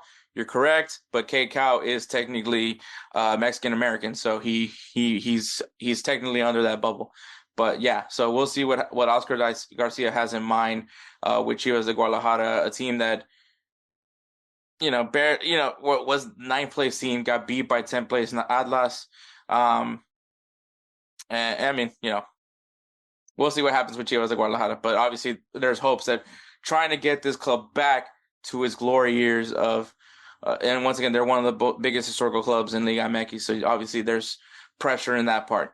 Necaxa, if you guys aren't familiar with Necaxa, they are currently owned by Mesut Ozil, Eva Longoria. I mean, it's like a whole list of owners, but Eva Longoria, Mesut Ozil, Justin Verlander, Kate Upton, and now I believe have joined forces with Ryan Reynolds and Rob McAnally to try to get this club in a prime position to be on top of Liga MX at some point. Necaxa, the way I would explain them is they're just there. They're a pretty mid team. They do some good things, they do some bad things, but I mean, all in all, I think middle of the table is usually where you kind of see Necaxa. Could that change? I mean, we'll see what happens. We'll see if whatever Ryan Reynolds and Rob has been able to learn from their time from being over at Wrexham, can they bring that over to Necaxa and really kind of shake things up for Necaxa as far as like a marketing perspective? Obviously, with the marketing and sponsorship opportunities, could help bring in some money to go after players that could help impact Necaxa right away.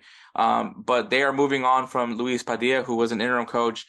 Coming in is Nicolas Larcamon, who his previous stint was with Cruzeiro in Brazil, and that was from December 2023 to April 2024. So he's had quite the break from coaching, but we'll see how he does with this Necaxa team, who, like I said, are trying to break into, possibly even try to get in a playing spot in Liga MX this year. We got Juarez. We got Salvador Valero, who was an interim coach as well, and are now filled in with Martin Varini, who also from Brazil with Atlético Paranaense, who he was relieved in September 2024. So had a brief break, and we'll see how he does taking his tactics into Juarez. Juarez, another one of those teams where it's kind of shocking to see them in the playoffs, but they're an interesting bunch, so we'll see how that turns out. Club Toluca, which obviously I mentioned, I kind of have a soft spot for them. They ended the contract of the Portuguese man Renato Paiva has ended. They are not going to re-sign him. They actually hired Antonio Mohamed. Um, this guy is an interesting name, especially in Liga MX. Um, his last role was actually with Pumas.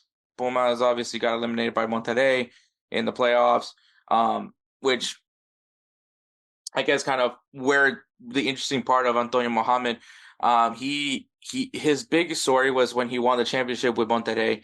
Um, Unfortunately, he lost his son in an accident, and he made a promise to his son that he would win Liga MX with Monterrey, and that they did end up winning Liga MX that season. So it was a really wholesome story, sad but wholesome story at the same time of him being able to do it. But since then he has moved around from team to team, and I mean it's not shocking. Liga MX, you'll see more often than not a lot of coaches go from one team to another, go from Monterrey to a Toluca, go from Club Leon to, they move around, and it's just what happens in Liga MX. Toluca once again kind of going after a coach that does have Liga MX experience, knows how to win in Liga MX. I mean, Pumas, say what you want, but they, made the playoffs last year. They just had to go up against a really tough opponent in Monterrey. So I mean, similar to like Chivas and Guadalajara, Toluca is trying to get back to their era of dominance that they also had. And I think, they've been doing this for a while now, but this is they've been more and more aggressive in recent years, going after players like Marcelo Ruiz, trying to, ended up gaining Volpi, an interesting goalkeeper who also kicks penalty kicks as well. Got back Vega. They're making a lot of aggressive moves to make this team competitive again in Liga MX, and they've been pretty close. They just can't get for some reason when the lights are bright, they just have fallen apart every single time. So I think maybe bringing in someone that knows how to handle those situations, maybe not recently, but knows how to handle those situations, that could be beneficial to Toluca. Maybe they can get them back in a good zone, especially when we talk about, because Toluca is going to be in the discussion for the playoffs. I think that's not a crazy thing to say. I'm not saying we're in the playoff standings, but they'll be in a playoff discussion. So I think if Antonio Mohamed can keep this team hungry, especially when you're down 2-1 to Club America going into the second leg, trying to just win that game and move on to the next round. We'll see what happens with actually it wasn't 2-1, it was a 2-0. But yeah, so we'll see what happens with Toluca. Maybe Antonio Mohamed is the guy. I mean, they have a pretty big signing, and I'll talk about that a little bit later. Querétaro, we got Mauro Gerg, who was sacked. They bring in Benjamin Mora from York United of the Canadian Premier League. So an interesting signing. His contract is up. He actually was left in December of last year. So he's coming in to take over Querétaro. And I think it's interesting because Benjamin Mora, I believe, was in discussion for Coach of the Year over there in the Canadian Premier League. So I think that this is I guess another way to test his legitimacy. Obviously, Canadian Premier League, some people may say is inferior league. Not I've enjoyed it. I've watched a few Canadian Premier League matches, and I honestly will say it's an enjoyable league. I like what I'm seeing from there. But I Benjamin Mora. Can't tell you too much about York United specifically, because if I do watch the Canadian Premier League, it's usually just to watch Calvary, because I know the goalkeeper coach for Calvary. But aside from that, I don't know too much about York United. I believe actually I think that they came down to Houston to play a friendly. I think they did. I could be wrong on that, but I think that was the team. But yeah, so as far as me having any other idea about Benjamin Moore, besides that he was a candidate for Coach of the Year last year, can't really tell you much else. So I'm interested to see what he does with Querétaro. Querétaro, It's tough to sell people on Querétaro now. It really is, because of obviously if you guys aren't familiar with, this is the team that had that riot that happened where they stormed onto the field, attacked a lot of, actually, as a matter of fact, Atlas fans, attacked a lot of Atlas fans, and it was pretty graphic. It was not easy on the eyes to see all that, but Liga MX obviously banned fans for a while in the stadium, banned them from playoff contention. So it's been quite a stain on Querétaro, and they're trying to move away from what happened in that incident, but it's always going to be remembered, for sure. So we'll see if Benjamin Moore can help with the growth of Querétaro, and in hopes of maybe being able to just see that as just a blimp in their history, in their club's history. But we'll probably going to be a long time before that ever happens. And then the final team that has a coaching change is Atlas, who they moved on from Benas San Jose, apparently on mutual agreement. Take that with a grain of salt if you want. But they have now hired Gonzalo Pineda, who was the manager of Atlanta United from 2021 to the summer of 2024. He was sacked. Atlanta United kind of had a rough year this past season. A year where they moved on from Thiago Almada, Yakamakis. A year, but basically a season where everyone thought that Atlanta United basically was calling it a year, and but Atlanta United after that moves on to go to the MLS playoffs. They win the wild card game, and then they go in and upset Inter Miami to move on to the next round, which then they got eliminated. But still, a year where you fire your coach, you move on from your designated players, and they actually perform better. Gonzalo Pineda was that coach, but now he's going to be taking over Atlas. He does have a lot of Liga MX experience as a player, so we'll see what he does in his second second opportunity as a manager, because Atlanta United was actually his first coaching role, so this will be his second role. Atlas obviously was in the playing round last season in the Apertura. They're hoping to be able to maybe avoid the playing round, but they had a big win against Chivas de Guadalajara. They were actually the 10th seed, the 10th place team. Beat Chivas de Guadalajara, obviously got smoked by Tijuana, and then they moved on. But Atlas obviously an interesting team, not to say the least, because of the fact that obviously as well, not that long ago they won Liga MX back to back. Won the Apertura and the Clausura in the same year, the same calendar year. Were champions, and obviously the other story was that they were the team that was also involved with the Querétaro incident in recent years. But it's going to be interesting on how Gonzalo Pineda keeps his team and tries to elevate them to the next level, and see what he does with the resources that Atlas has versus kind of the limitations that you have with MLS. We'll see what he does there. Like I said, he's very familiar with Liga MX, and so that's going to be the interesting part for Gonzalo Pineda.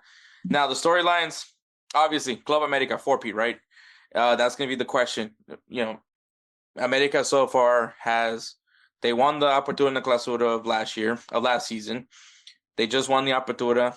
They won the Apertura again. So for three times in a row, have won the Liga MX championship. And you're going into the Clausura possibly and capable, possibly and probably going to be in the playoffs again to go for their fourth straight Liga MX trophy, which would be very interesting. I think the only team that has been able to do a four-peat was Chivas de Guadalajara, and I'm sure Chivas de Guadalajara is hoping to not have that happen for them. And if Club America does it, we're talking about one of the most historical teams in Liga MX history, which is the evil empire that is Club America. And once again, like I said, man, this team, if they can just get in the playoffs, because this team was a play-in team. They were the eighth place team. They got the 7th seed. because they beat Tijuana in the first playing game, and as a playing team, having already played an extra game versus the other teams that automatically qualify for the playoffs, they beat Toluca handedly. I think the next team that they faced off against was no, it wasn't Monterrey. Well, was it Tigres? Yeah, I think it was Tigres actually. They beat the. That doesn't matter. They beat the next team and then they beat Monterrey. So they really did go through the gauntlet. I don't even think Tigres made it to the semifinal. Anyway, it's not important. It's really not that important. Oh, it was Cruz Azul. They beat the rival Cruz Azul. That's what it was. They beat Toluca, they beat Cruz Azul, and then they beat Monterrey. So they went through quite a gauntlet of teams that were technically better than them that season, and they still went on to win Liga MX. So as far as the people trying to make an argument that the play-in game is unfair to the play-in teams, Club America kind of debunked that immediately. And I think, once again, it's just something about them when they're in the playoffs.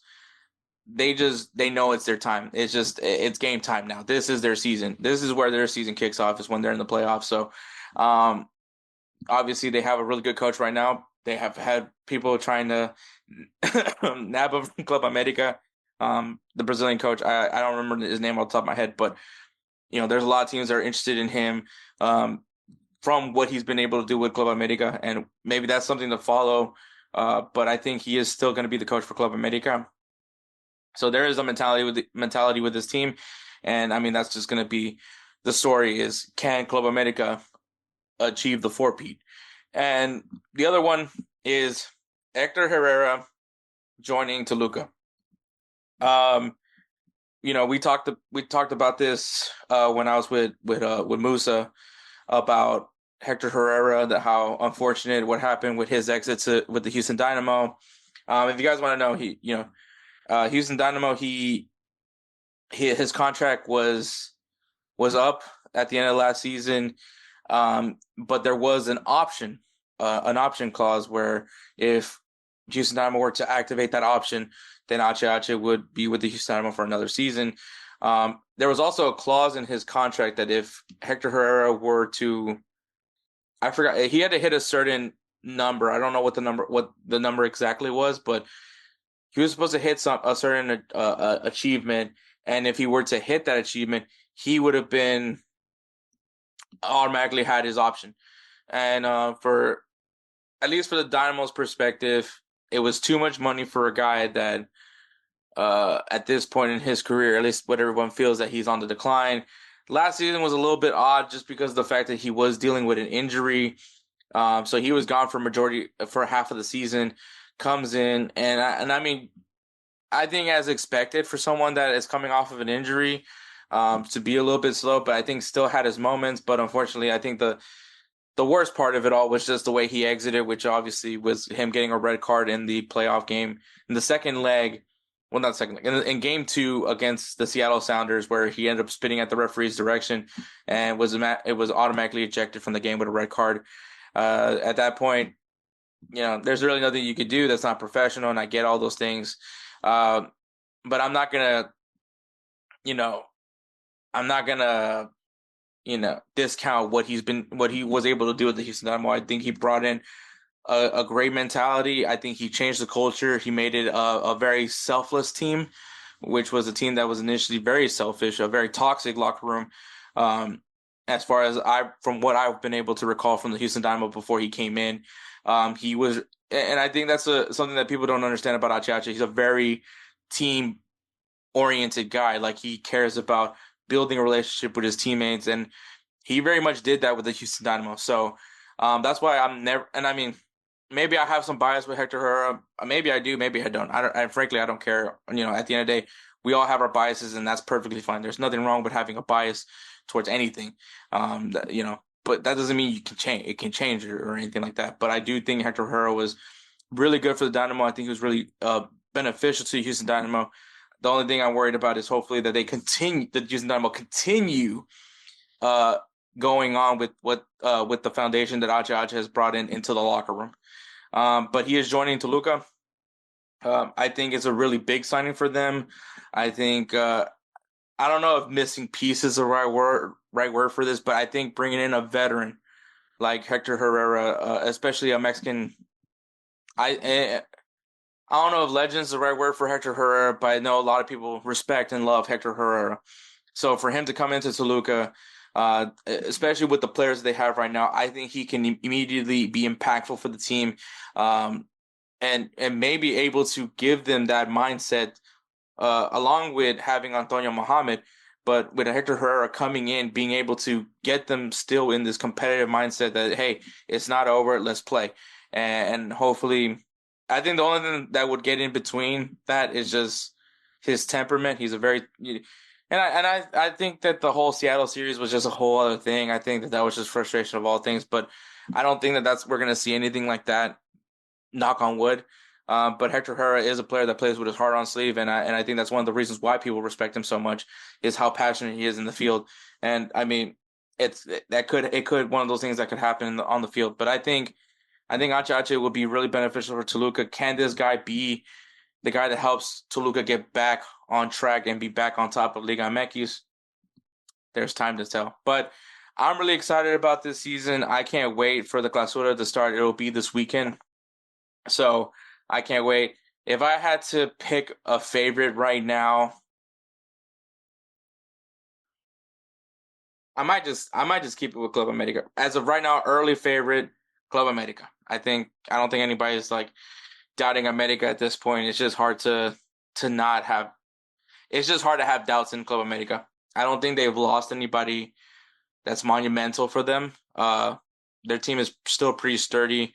I think if maybe have a better season where they're in a better playoff position, but clearly it doesn't matter where they are in the playoffs. They're going to flip that switch. So we'll see what happens with Club America. I think it's a very solid team still to go. But, obviously, I'm rooting for somebody to beat them. I'm not going to lie. I'm rooting for somebody to not let that four-peat happen, because that is, at the end of the day, we won't hear the end of it if that's the case. But, all right. That is Liga MX. We're going to go ahead and segue into Players of the Week. Hey everyone, it's Ryan from No Credentials Required to talk to you about one of our newest partners at BellyUpSports, SeatGeek. Yeah, live sports is great on television, but the feeling of being at the arena is a priceless experience. That's why our friends at SeatGeek are there to help you find the best tickets at the best prices. Not only can you get tickets to sporting events, but you can also get tickets to concerts, comedy shows, musicals, and more. Search for your desired event now at SeatGeek.com, enter promo code BellyUpSports at checkout, and you save $20 off your first purchase. SeatGeek. Life's an event. We have the tickets. All right, guys. Yeah, Liga MX, man. Can't wait for that season. Can't wait for this weekend to kick off Liga MX. Like I said, it has a true soft spot for me. It is a big part of my upbringing when it comes to this game, being that it was free to watch. But Players of the Week is brought to you by SeatGeek. SeatGeek is an amazing ticketing site app where it has tickets for all live events, as far as sport events, theaters, live shows like concerts, comedy shows. It has a lot to offer. If it's live, it's definitely going to be there on SeatGeek. If you guys want to know a little bit more about it, it has a very easy grading system. It's a color system. If it's red, that means do not buy those tickets, those seats for that price. It's not a good deal. Keep checking on the app. You're going to find a better deal. And if it's green, that means the seats are perfect. The price is perfect. Go ahead and buy these tickets. So I love the simplicity. I actually use SeatGeek pretty frequently. I love its accessibility and the fact that I also have a good idea of where I'm getting my seats at. And if I know that I'm getting the best deal out of it, it helps out so much. But for you guys, you listeners right now, if this is your first time ever using SeatGeek, if you guys use the code BellyUpSports, you will save $20 off your first purchase. Once again, use the code BellyUpSports, and you'll save $20 off your first purchase at SeatGeek.com. SeatGeek, life's an event. We have the tickets. So my player of the week is Jude Bellingham, who scored a goal and assist, redeeming himself for missing a penalty in Real Madrid's 2-1 victory against Valencia. So from the depth, I know a lot of people are going to say some things about how Real Madrid won against Valencia, especially when they were down for quite some time and then able to get back in the final minutes. But hey, beggars can't be choosers, right? But yeah, Jude Bellingham, solid performance. And Edwards Player of the Week is Erling Haaland, who scored 2 goals in Manchester City's 4-1 victory against West Ham United. So solid performance from Erling Haaland, and obviously that's what you want to see kicking off 2025, especially if you're a Man City fan that has quite the work ahead of them to get back in the good graces in the Premier League. So there's that. So congratulations to Jude Bellingham and Erling Haaland for being our players of the week. Remember, guys, each of these players of the week will already have a vote for each other. If you guys want to give them an extra vote at near the end of the year episode, we're gonna have them all available so you guys can vote for them and give them an extra vote to be announced the 2025 Roosevelt Spencer's Player of the Year award. So be on the lookout for that and prepare yourselves. So I can't wait. So once again, congratulations to Jude Bellingham and Erling Haaland. Save $20 off your first purchase at SeatGeek using the code BellyUpSports at checkout. Games to watch this weekend, man. We got Liga MX. It's kicking off, so go ahead and get ready. Maybe find your club in this first week of Liga MX action in the Clausura 2025. Ligue 1, we got Brest versus Lyon and Stade Rennes versus Marseille. So interesting matchups over there. Bundesliga, we got Borussia Dortmund taking on Bayer Leverkusen and Borussia Mönchengladbach taking on Bayern Munich. We'll see how Leverkusen and Munich kicks off their second half of the season. Are they going to finish strong? And Serie A, we got Torino versus Juventus. An interesting little derby. Juventus obviously eliminated in the semifinal of the Supercoppa Italia. We'll see how they respond to it against their crosstown rivals of Torino. And Bologna versus Roma, another interesting clash as well. In La Liga, we got the Spanish Super Cup final. Maybe it's an El Clasico, maybe it's not, but be ready for that. I don't know. the semifinals hasn't happened yet. And then Sevilla versus Valencia. So talk about a get-right game for these two teams. So we'll see how that pans out over there in La Liga. In the English Premier League, we do have the FA Cup going on. So a lot of FA Cup matches, a lot of smaller teams versus a big Premier League team. But we are going to have Arsenal versus Manchester United. So that will be a juicy matchup for the FA Cup. And yeah, I know those aren't all the games that are happening this weekend, but if you guys need a good beginner's guide, I think we gave you some good matches to go ahead and check out. Also, check out the FA Cup, man. You're gonna see some great atmospheres, so definitely check that out, man. Maybe you find your club is not necessarily in the Premier League. Just pointing that out, man. But all right, so we're gonna take a break, and then we'll go to our top 5 draft the year 2024.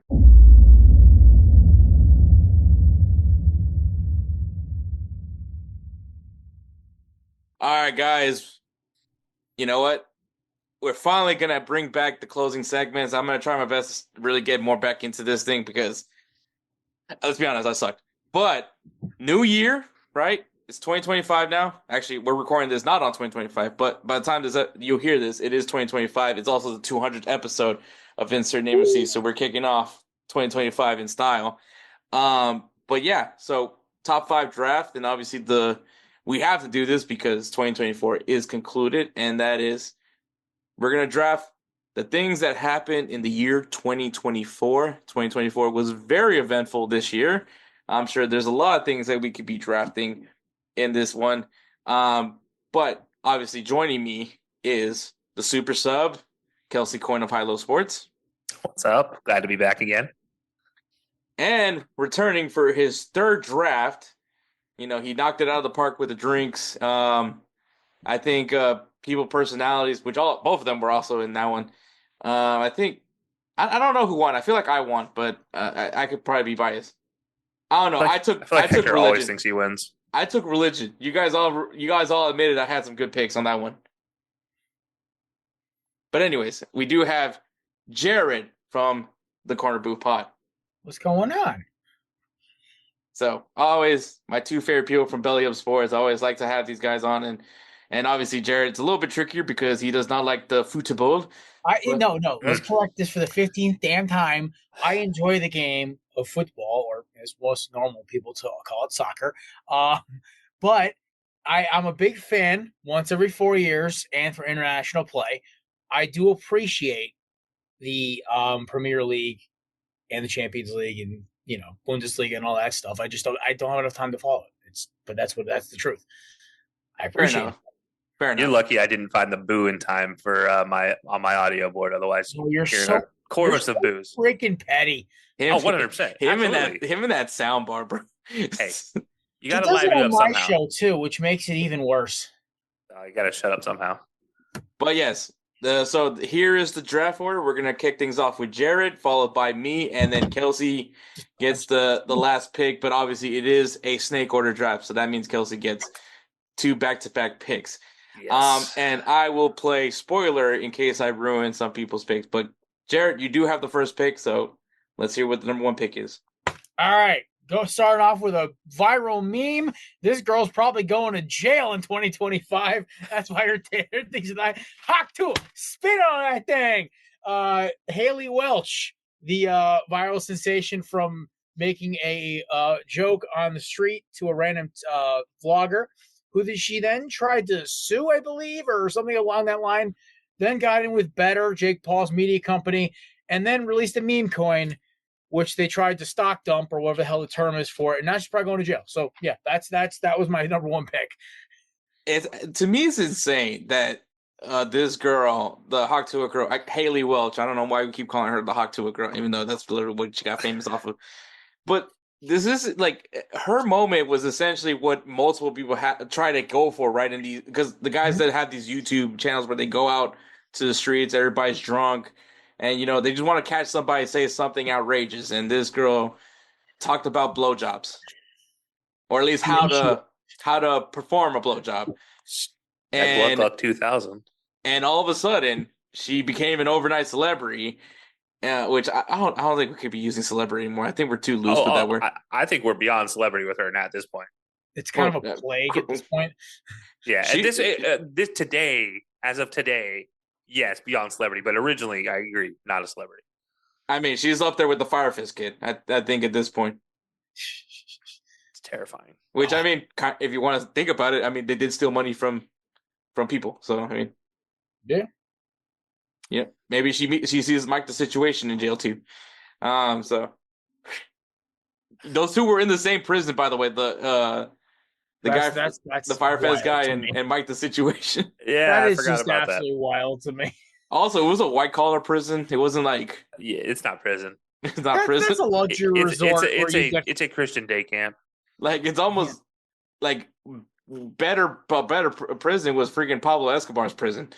So like, if anybody wants to have some sense on that. I watched a documentary once about like white collar prison, and it's like, dude, it's basically like it's like a limited like access sleepaway adult camp where you don't have to pay rent or anything like that. You get all these nice courses, classes, access to media, all of this stuff. And I'm like, it's growing up in the 90s. Sounds like the Air Force. Yeah. Sounds like, it's 100% the Chair Force. 100% right, Hector. Bro, they had maid services, bro. The only difference is that you don't get to play with your phone as much in the Air Force. I mean, more than what I had to go through. I don't even think you guys got phones in the Marines to what, 2000? They didn't get phones until he got out. Let's be honest. I mean, we were using crayons, remember? All right, but my pick, and I think Hawk 2 is a very solid pick, but this is what really kicked off 2024, and that is the Cat Williams interview with Shannon Sharpe. Williams. When he started, and I'm sure we're gonna like the fallout from that interview. I'm sure there's gonna be some things mentioned from that, but yeah, Cat Williams just puts it all out there with Shannon Sharpe, and I mean Shannon Sharpe. I will say also his podcast is actually pretty enjoyable. Lot of good moments with his show. Nothing is cooler than just hanging out and sipping on some cognac with the guy that said skip. So I mean, so yeah, Cat Williams. That was gonna be my number 1 pick. I think Hawk 2 is a very solid pick, but Cat Williams is that interview, and also a lot of memes came from that interview as well. So I'm actually kind of jealous because you guys both took the top 2 in my list. I didn't expect anything different because those seem to be the top 2. So yeah, Yeah. Damn. I missed out. All right. I'll rip the Band-Aid off. I got a double pick. So let's go with the Caitlin Clark, Angel Reese dramedy. Damn it. It's drama, comedy. Which one is it? We'll never know. Add in Cheryl Swoops into that conversation. The owner Add of the in, You want to just say Caitlin Clark hate, or you want Caitlin Clark versus? we'll just call it Caitlin Clark dramedy because we don't know which way it's going. It's drama, it's comedy. She got named Time of the Year or Times Athlete of the Year this year.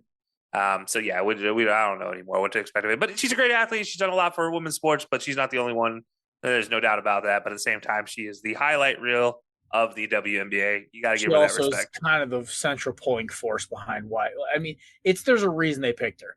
Well, I'll be honest. I think combining everybody into it, combine all the drama that you saw is making more people talk about it, making more people watch it just to see if Angel Reese was any good. So to be fair to Angel Reese, to be fair to her, she did have some responsibility to this.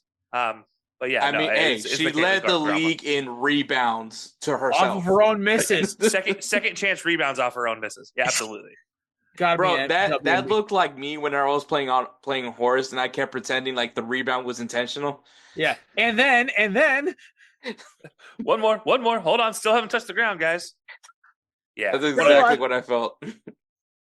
100%. But yeah, Caitlin Clark's my number one. Also, number two, though. Who was it that said that the athlete of the year should be the WNBA? Oh, they're still under. Yeah, the owner of the Washington Mystics. The league is still under. No, they made a profit this year. They did turn a profit, but by less than 5% profits. That's like when Pam was like, I doubled my sales from what, 2 to 4? Check. That's the most perfect analogy for it. Oh my God. All right. We'll go number 2, same vein, hilariously awkward moment, but still so funny to talk about. Did he or didn't he? We'll never know if Shohei was the guy responsible. But Shohei's interpreter takes the fall for the sports betting. Yeah, absolutely wild to see it. And who knows what the actual true answer is because none of us speak Japanese. And Shohei speaks perfect English, but chooses to use an interpreter for this exact reason. I will stand on that hill. But you know what? More respect to him. But yeah, no, Shohei's interpreter taking the fall. Whether he did it or didn't, we'll never know.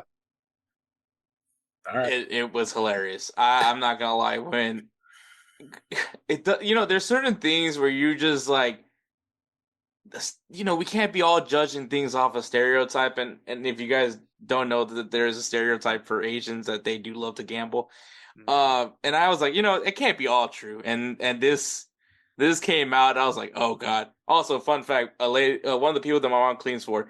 She goes frequently to the casino in Louisiana, and she is also Vietnamese. So I just wanted to point that out. Totally not racist, but it is it is one of those weird stereotypes that you kind of hope isn't true, but it is kind of true. It's the same thing. Like I don't know what's a good stereotype where you're like, it's kind of true.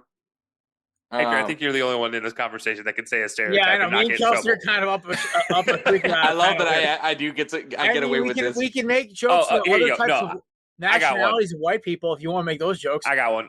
Rednecks and their inbreeding. You hope it's not true. Polacks are stupid. Okay, let's not offend that many people. I am Polish, so I got a free card. Okay, we got clarification. We're good. We got clarification. Yeah, I have a big ass Polish eagle tattooed on my arm that basically says, "Hey, this guy is a Polak." Also, shout out to our 2024 Player of the Year, Robert Lewandowski. Yes, sir. That's my dog right there. 3-time champion, but never ending. Yeah, the Shohei Ohtani scandal, and the fact that they were somehow able to just pin it all on the translator. And then it just got swept away like it was nothing. It just got swept away. He gets the biggest contract ever. Sets an all-time record for a season, 50-50 home runs, stolen bases. Bro, Ohtani's going to get the Bobby Bonilla deal. Yeah. He's going to be the next Bobby Bonilla. Like we're just going to be like, "Hey guys, guess what? Ohtani's getting his paycheck today." I wonder if I'm keeping that on the schedule. Oh, Ohtani got his betting stipend for the next year. Yeah, he's gonna be living good. That's what he took that deal. Yeah. He wants like, a long-term betting payments. It's like I have a connect. So solid one, solid. That was a good pick. Dang man, like the Otani one took me by surprise. I wasn't expecting that one. My second pick. Oof. Well, I mean, let's be honest. It happened, and it was following with Cat Williams, and that is, of course, P. Diddy. It turned out to be true. So, damn it! I was hoping Hector took something else. I'm like, oh God, don't say it, bro. The fact that they went into his home and found bottles on bottles of lube, baby oil. Gallons of lube. Sorry, baby oil. You're right. My bad. Baby oil. Allegedly, baby oil. That is probably, and that was just the most insane thing. I mean, look, do we know that Hollywood probably has its own separate life and all that? And if you believe in the well, that's real. Don't worry. Oh well, we might get canceled tonight. Yeah, I've done it plenty of times on this podcast. No, I haven't got caught yet. But yeah, it's just it's interesting. And then like Cat Williams kind of has like this tell-all where a lot of celebrities had to come out and say, yeah, but for them to finally like I guess catch the diddler, which is another thing that just nonstop memes that came from this guy. He diddled that fiddle. Yeah, man, it was definitely one of those where you're just like, oh wow, this was happening. So it might get LeBron too. There's more to come apparently. Never know. 2025 might be LeBron getting caught in the P diddle my fiddle. Yeah, I think Jay-Z's also kind of. Yeah, that's why I've separated myself from him being my favorite musician. He's been jettisoned out of the top 10, top 15, top 20 on my list. I don't want any association with that slimy ball. Yeah, I get that. All right, Jared. All right, you guys ate up about 80% of my list here, so I'm gonna go with a funny meme, and all innuendos aside, the Dune 2 popcorn buckets. Oh my God. I forgot about those. I still haven't seen the movie either. I just literally I went and saw something else that weekend. It was the Guy Ritchie World War II movie. Took my dad to go see it with Henry Cavill, and I'm like, the buckets are real. I was laughing my ass off. I could not stop laughing. I can't believe someone saw that and was yes. Well, I'm sure someone did say yes, but I mean, like, yeah, we know Diddy probably said yes. And also the fact that Ryan Reynolds was like, "How do I top this?" Can we just put popcorn buckets? Can we just give Jared popcorn buckets this year? Popcorn buckets. No, meme popcorn buckets. All right, meme popcorn buckets. I'll give it to you. Yeah. Or I'd say phallic popcorn buckets. We want to really get really specific. I'll say raunchy. I'll say you can just say popcorn buckets because there's some wild ones. There's literally a giant hammer one right now. I am actually literally going to the movies tomorrow to go get that popcorn bucket. Yeah, like this popcorn bucket in general is insane right now. Dude, well, I mean, it's for a Lord of the Rings movie, so you know I was going to go see it regardless. Like I live and die by that. That's fair. Saga. Better than Harry Potter, better than Game of Thrones. I will not be argued with that on that one. My next one is Ray Gun from the Olympics. Oh my God. Like literally the worst dancing routine I've ever seen. The fact that somebody did it as a touchdown celebration this year was the cap of it. And also then all the scandal that comes afterward, how she like paid her, or like she was married to the judge who let her through to the Olympics, or she paid somebody off. Like all the and they even made fun of it on like Jimmy Fallon. I'm like, this is perfect. It was an SNL skit. Yeah. Countless people dressed up as her for Halloween. I think they actually went to conventions dressed as her. No, it's my favorite thing about all this is that like somewhere somebody told her this was a good dance routine. Well, it's Australia. I mean, do they really know how to break dance? I mean, the others did. Somebody also told the Olympic Committee this was a great idea. At all. Well, because who was the host? France, right? Paris Yeah. They fans. wanted artsy dance routine. So right? they picked Fran- breakdancing for their sport. So Yeah. France is literally the home to the world breakdance competition, which is actually an insane competition. Well, yeah, no, I've seen That doesn't videos. look as It's bad as that. insane stuff, man. Yeah. This reminded me like the NBA when they didn't allow pro players to go play. Yeah. Like it was just No. like high school and young college kids. That's how that's how the Olympics breakdancing reminded me. I think if you had Ray Gun out there, you could have just sent out Napoleon Dynamite and we would still win. Winning a Hey, you landslide. leave Nick Foles out of this. Wow. I'd send Pedro at least. Yeah. Just so he can stand there and say with a sign that says vote for Pedro. Ah, man, what a movie. Napoleon Dynamite. What You a guys movie. don't know. You guys should watch Uncle it. Rico. Heck, Uncle we could have Rico. sent Uncle Rico out there and he could have thrown a football over a mountain. Over them mountains, bro. Over them mountains. You want to see me do it again?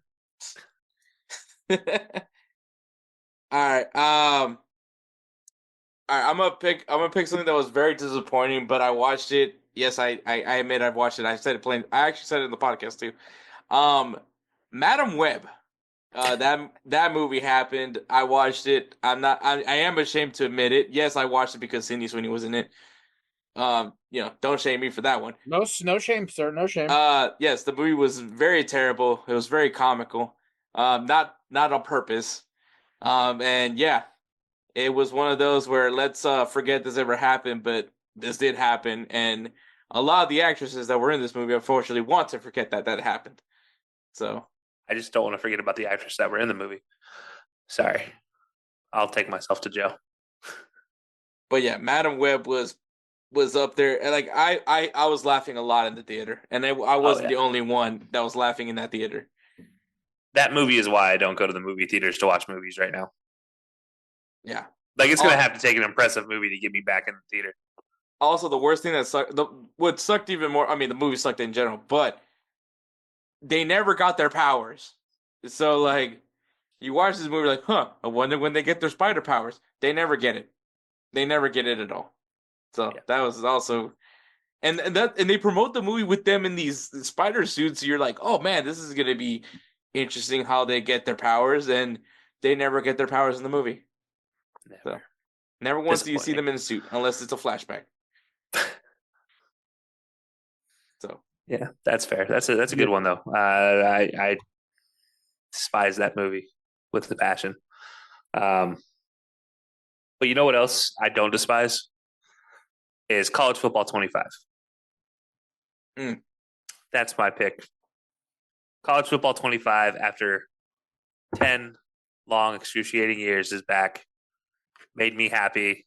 Made me relive the glory days of taking UAB to a national championship game. It was great. Great moment. Great feeling, great happiness that came with that game coming back out. Oh, so, yeah. Are you guys still doing some saves? I just want to know because some people have been straight out clowning that the game is trash. Well, I'm still playing. Me and my buddies are still doing a dynasty. I just won the league championship like literally an hour and a half ago. Yeah, people who are bugging out about the game, they're trying to play Ultimate Team. Yeah, they're trying to play Ultimate Team in college football. That is not what you play in College Football 25. You do not play Ultimate Team and have fun. You play Ultimate Team and get disappointed with life. Because there are broken cards, because there are broken players in college football. Like Lamar Jackson in college was broken if he was in a video game. Cam Newton. Cam Newton, another one. You could go down the list. Barry Sanders, Derrick Henry. I could keep rolling this out, but it's about the actual style of the game and stuff. Like literally, I had a blast. I just won we're in our third year of our dynasty. I just won. I'm ecstatic to go on and play again. Yeah, I maxed out one dynasty already, and now I'm starting a new one. I got Arizona up to a 5-star in 3 years. UAB was a 7-time national championship winner, so Free state stop after that point. I created Eddie Pleasant as a defensive coordinator. He is now the head coach of Rice University, and we're trying to rebuild that program. So it's see. And because I did that, I made him a defensive coordinator. So for me to finally learn how to play defense on NCAA football, that was the hardest part, honestly. That game in defense. Oh, it was so hard to defend. Yeah, but all right. So I had one fun for the picks. Now I'm going to go back to my meme pick. I'm going to say D Wade statue, or is it a Shaq statue? We'll never know. They basically got the guy that did the Ronaldo statue. 100%. Yeah. Which, by the way, they recently replaced the Ronaldo statue, so I'm just waiting for them to replace the head for Dwayne Wade as well. Oh, that guy was so offended. They interviewed him about the Ronaldo statue. So like he was like, I thought I did a good job, and you just keep looking at the statue. You're like, you sure? Sure about that? Yep. It was awful. God awful. Hmm. Dwayne Wade looks like Shaq mixed with I don't know who. Yeah. Tyrese from the Fast and Furious movies. Like I really don't know what else to say. It's like that was just the worst likeness of a pro athlete I've ever seen. Yeah, that's a good one. Speaking of likeliness of a pro athlete, the Aaron Hernandez My series on FX.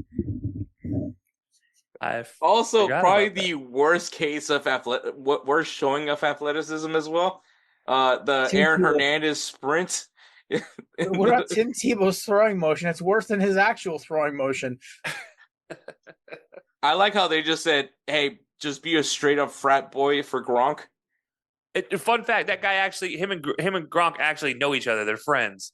The guy who played Gronk. That's why he And was the able best to part is, That was replicate the block best. Gronk. That was literally the best part of the show. Or Everything else was terrible. Bill Belichick jamming out to Bon Jovi. Yeah, those two guys. I think their acting was great. The rest of that series, I did I not can forget realize about. that was Urban Meyer. Like the whole time, I was like, He's this not guy, creepy enough to be Urban Meyer. It's like this guy has to be like an AD or something. Like he can't. There's no way this is Urban Meyer. And it was Urban Meyer, and I was just like, Well, Jared, remember, Urban at Florida was not that creepy. He didn't get creepy till first retirement going into Ohio State. Chop House.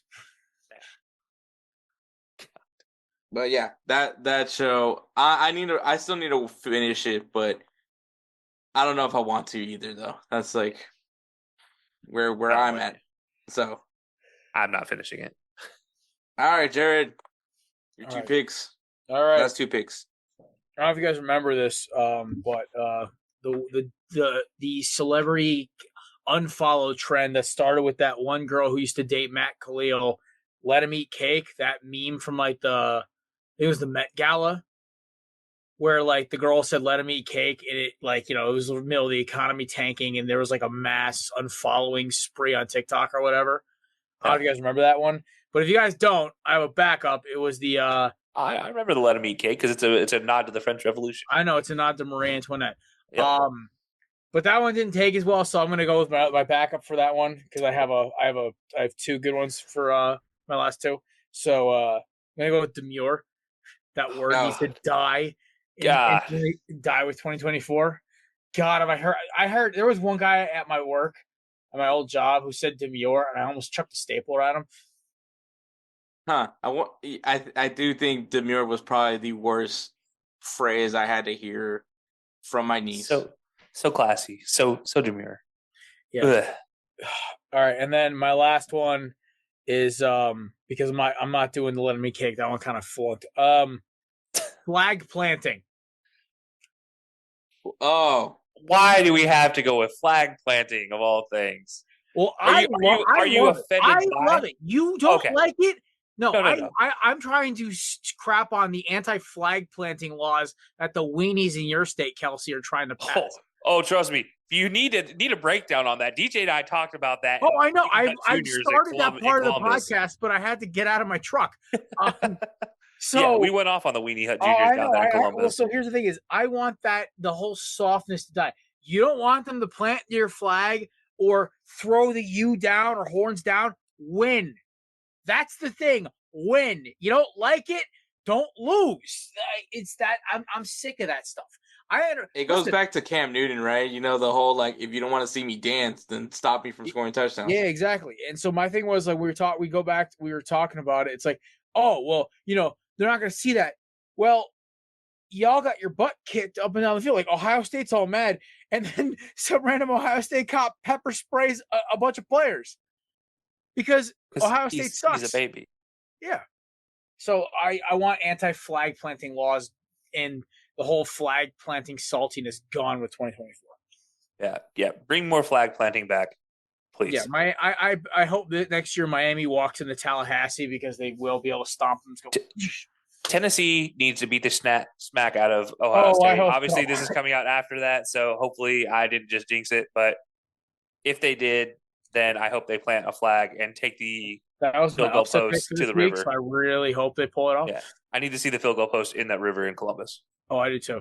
I want to see the fight that breaks out trying to stop it. I just want chaos for the Oh, me All too. the chaos. Well, All I the mean, chaos. the only non-chaos game I picked this weekend for college was I took Notre Dame because I just think Indiana's a joke. I thoroughly think they're a joke. I think I went on a rant, I think on our Monday show 2 weeks ago when the football got announced, the playoff, and I said, I understand why my Hurricanes didn't make the playoffs, but you cannot tell me that Alabama and Miami are not better than Clemson or better than Indiana. But I will let that go because they got in on technicalities, which I understand. But I was like, I'm like, Indiana's a joke. They played an easy schedule. The one hard game they played, they got thumped by a okay Ohio State team with a $50 million roster. But they are struggling with Notre Dame right now too. So in the spirit of that, I was like, I despise the Fighting Irish, but they need to do God's work tonight and knock Indiana through the freaking goalpost. Yeah, and I mean Notre Dame is also kind of keeping them in some sense. It's like Notre Dame is like winning the game, but at the same time it's like it's Notre Dame. Like they're another one of those teams where I'm like, they're only in because they had an easy schedule. Yeah, even their hardest win was what, Texas A&M. Who that? Exactly. No, who? Notre Dame. I mean, Notre Dame's hardest win was A&M, right? They lost to Northern Illinois. I don't care about anything else they did this season. Exactly. Like the unbalanced. And this is also the only thing. Can we have a bonus one? Can the CFB committee's opinion die in 2024? Can we go back to the computer for the playoff for the 12th of them? Because I'm sorry, I do not understand half of like the selection. I think the CFB committee can literally go choke on a chicken bone. I don't know. I wasn't really that mad at the teams that were selected for the playoff. I mean, I think that they screwed up by putting Indiana in there. I think Indiana doesn't. I'm sure if you ask Spencer would probably be pissed off at. Well, he's probably not mad, but he probably would love to have seen Alabama in this thing. But Kevin was the only Alabama fan I knew who actually did not want them in the playoff because they would have gotten killed. Yeah. Look, Indiana, second best Big Ten team this year. Fair enough. But the drop. Third best. No, actually, second best by record Big Ten team. Completely fair enough. My last pick is the Turkish shooter in the Olympics. That guy was the most nonchalant guy I've ever seen, and I loved every bit of it. And that was awesome. That was awesome. It was awesome. He's the definition of rolling off my couch to go do this, and I loved it. I love how his choice of apparel. Because, I mean, I think everybody that was in that had, some sort of, tech. Protective equipment and tech and, state-of-the-art. Shield. Yeah, this guy was just straight up here's my shooting goggles. I'm wearing these sweatpants because these are comfortable sweatpants. I don't want a shirt that's too tight. Just give me, a size bigger than what I normally wear. And just some comfortable sneakers. And some sweats and some dad shoes. I got this. I mean, to be fair, as somebody who does shooting sports occasionally, comfort is a big thing. I don't get all the tech around it. You still got to aim down the sight, man. Well, in that sport, I get it because you're using super hyper light, different type of equipment than normal shooting. So I get the idea that you need to have a little more tech, but I don't care. I want more guys wearing regular glasses with the little Olympics, side shields. Isn't it just airsoft rifles and pistols? They're low fill. Yeah, bullets. it's like 22 caliber or whatever. It's it's a pellet gun, right? I mean, essentially. No, it's a 22. It's like a 22 caliber. Oh, it's just a low fill 22 caliber, so it doesn't leave as high as speed. So my cousin, she's actually in the Olympic trials right now to be on the U.S. Paralympic biathlon team.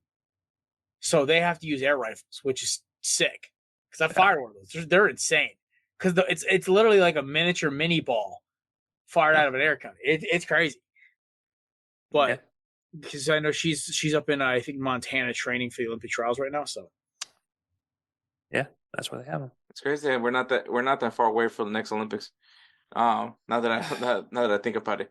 But yeah, no, it was cool. And also like when you're mentioning like the people that go out to open, I guess an open field to go shoot, and they're like rocking the Kevlar and the like the flax and all that, and like I'm like, dude, we're not in Iraq, bro. You can. Who is that? It's okay. Jared's got his camo ready, so he's ready to go right now. As is, no As Kevlar a needed. certified card-carrying redneck, I will say I do not wear a actual full-on kit. But you've seen those people. Oh, no, guaranteed. I'm friends with some of those people. Yep. I have a decent kit. I don't wear it to go shooting. There's no point. You're waiting for the when the militia's needed. Yo, I was gonna say, what is the point then, sir? The point is, when society collapses, I'll be ready. Jared's out here pulling an ultimate cosplay every year, not telling us is what it is. Dude, when I go up to go shoot at the I don't want to see your army surplus store purchases. Dude, I literally go up in like a camo shirt, like cargo pants, hiking boots, and some kind of like harness carrier, like just so I don't have to carry everything in a backpack. Fair enough. I'll believe you. I'll believe you. I'm sorry, buddy. He's got like a med kit, just. Oh yeah, he's 100%. My buddy who's actually about to go into special forces selection. He actually has that on his kit. Yeah. I mean, it's kind of it sounds dumb, but a med kit actually is pretty. Dude, a med kit. Always carry a first aid kit in the back of the car. I think I just bought one for my back of my truck to put in my survival box. Yeah, I have one in the back of my car too, so I get it. All right, Kelcey, bring it home. This sucks because I have two. I want to play with, but I don't know which one to go. But you know what? This is insert name FC, meaning it is football related in all ways, shape, or form. That's in this episode. So I'm going to stick with a football related commentary. Real Madrid boycotting literally every award show this year because of Vinicius Jr. It was the Ballon d'Or. It was not. They got Vinny got FIFA Player of the Year. He deserved the FIFA Player of the Year. He deserved the Ballon d'Or. But you know what? I still enjoy Real Madrid's pettiness on every single moment of that because it was the most beautiful thing ever. Well deserved. Fair enough.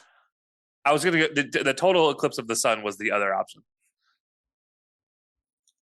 Oh, okay. Oh, I forgot about Mu Dang.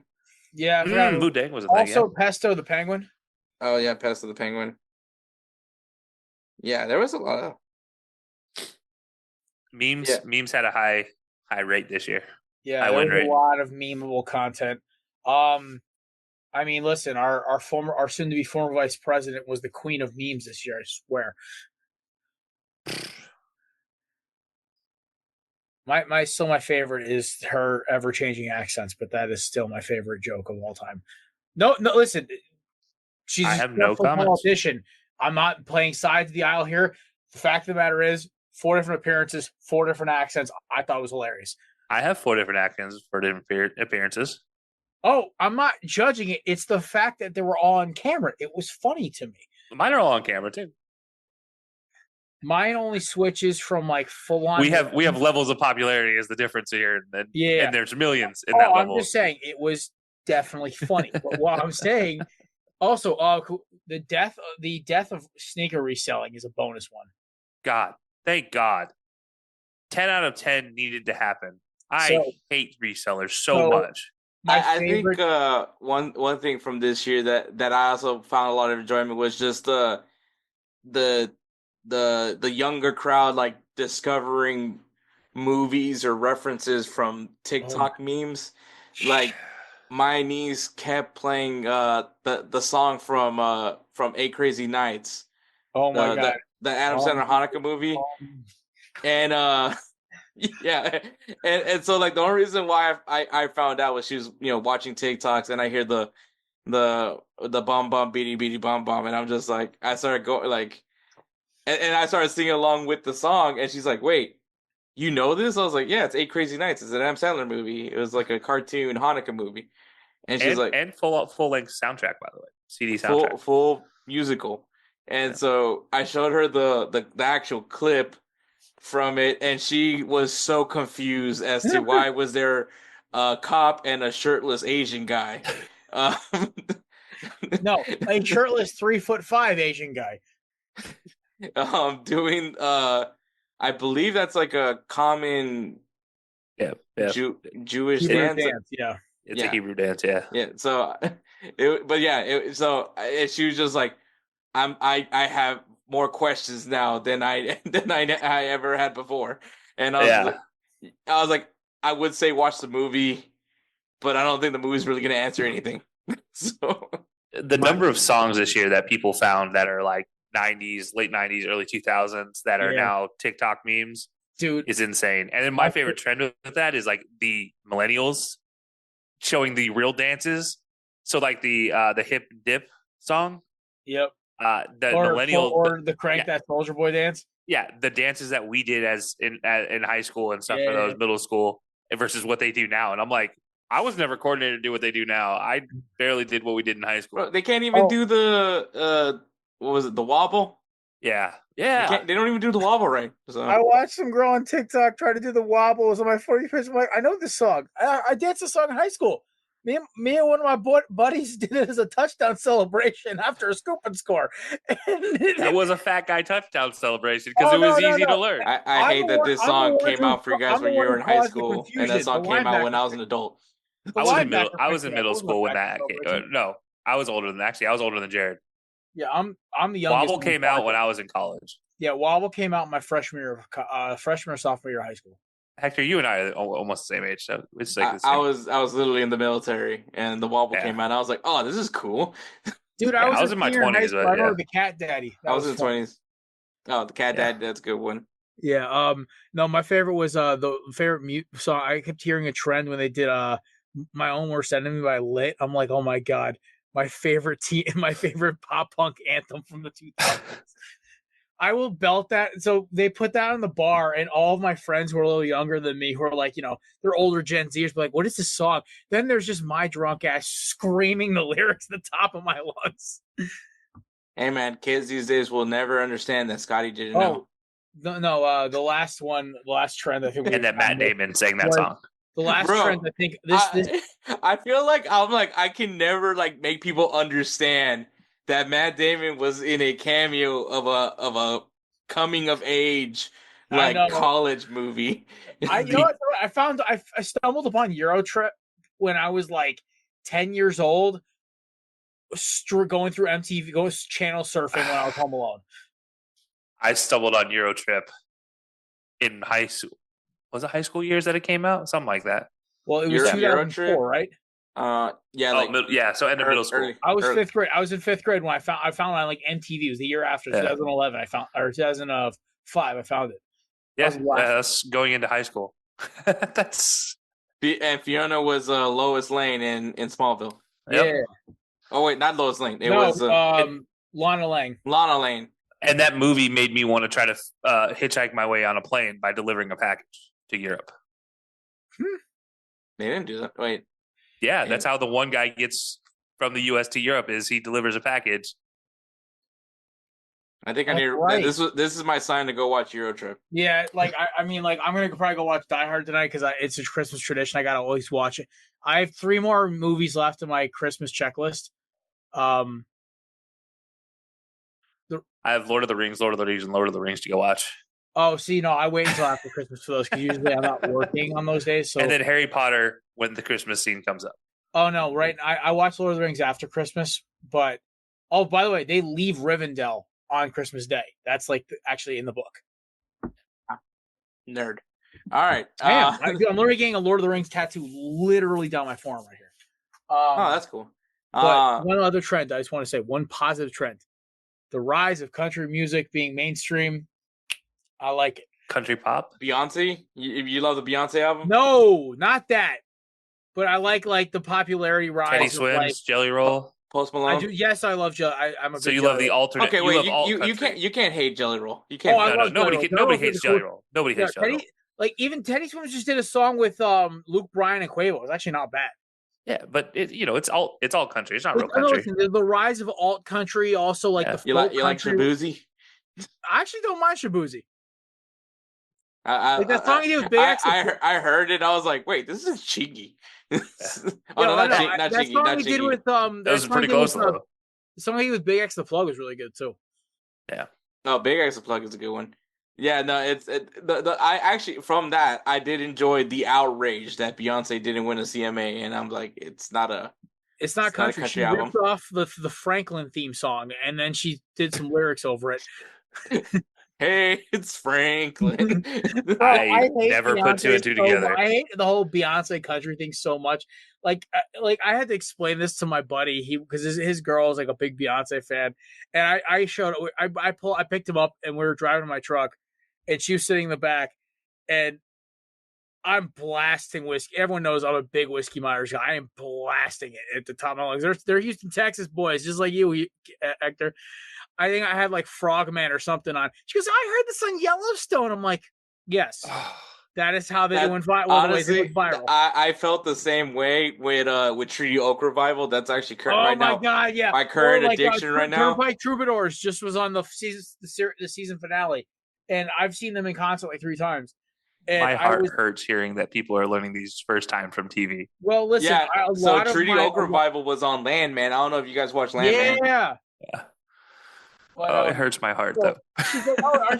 She's like, do you like Beyonce with country? I'm like, hell no, it's not country. That's a procreation. I said that, and she looked at me like, what? I'm like, that offends my culture. What culture?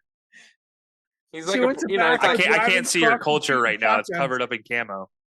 He's like Brandon Gilbert. I mean, Brandon Gilbert's kind of like more northern country folk. Yeah, I know he loves Georgia. I think he's originally from Georgia, but for some reason, Bradley Gilbert is from Georgia. Yeah, good guy. Anything's better than Florida Georgia line, though. Dude, it's so funny. Didn't they split up? They broke up because of politics. Yeah, well, because they didn't know whether they were country or they were pop. Well, yeah, well, the one who went which one was the one that was confused? It's really funny. The one who went country is very right. The one who went pop is very left. It's very funny hearing their differences of music. Yeah, that's interesting. One calls himself Florida, one calls himself Georgia, and they both lose every year. Boo! Where's your soundboard? I don't have the boo sound part on the soundboard, so it just sits there. I should have had it for every time you crapped on me in that Belly Up meeting just now. But all right, guys. Yeah, 2024, crazy year. We can't wait with all the nonsense that happens in 2025. Yeah, man, I can't wait. Fellas, anything big happening in 2025? We'll let Jared kick things off. Like, what's going on over there at Corner Booth? So we're having a little restructuring. One of our guys is leaving us. Chris is moving on. But no, it's his own decision. Honestly, it's for right his now. Career. He's got to pursue some things on his own, and we're happy for him. We're proud of him. He's got his first big boy job, and he's kicking ass at it. So, but it'll be me, Matt, and Nate going forward. Possibly, we always seem to pick up some stray at some point.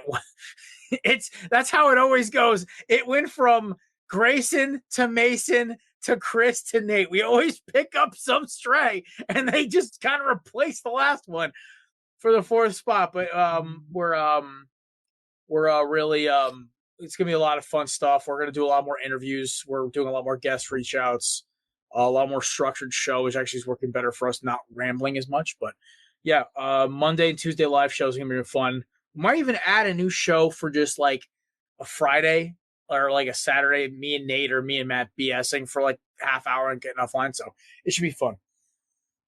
All right. Kelcey, High Sports.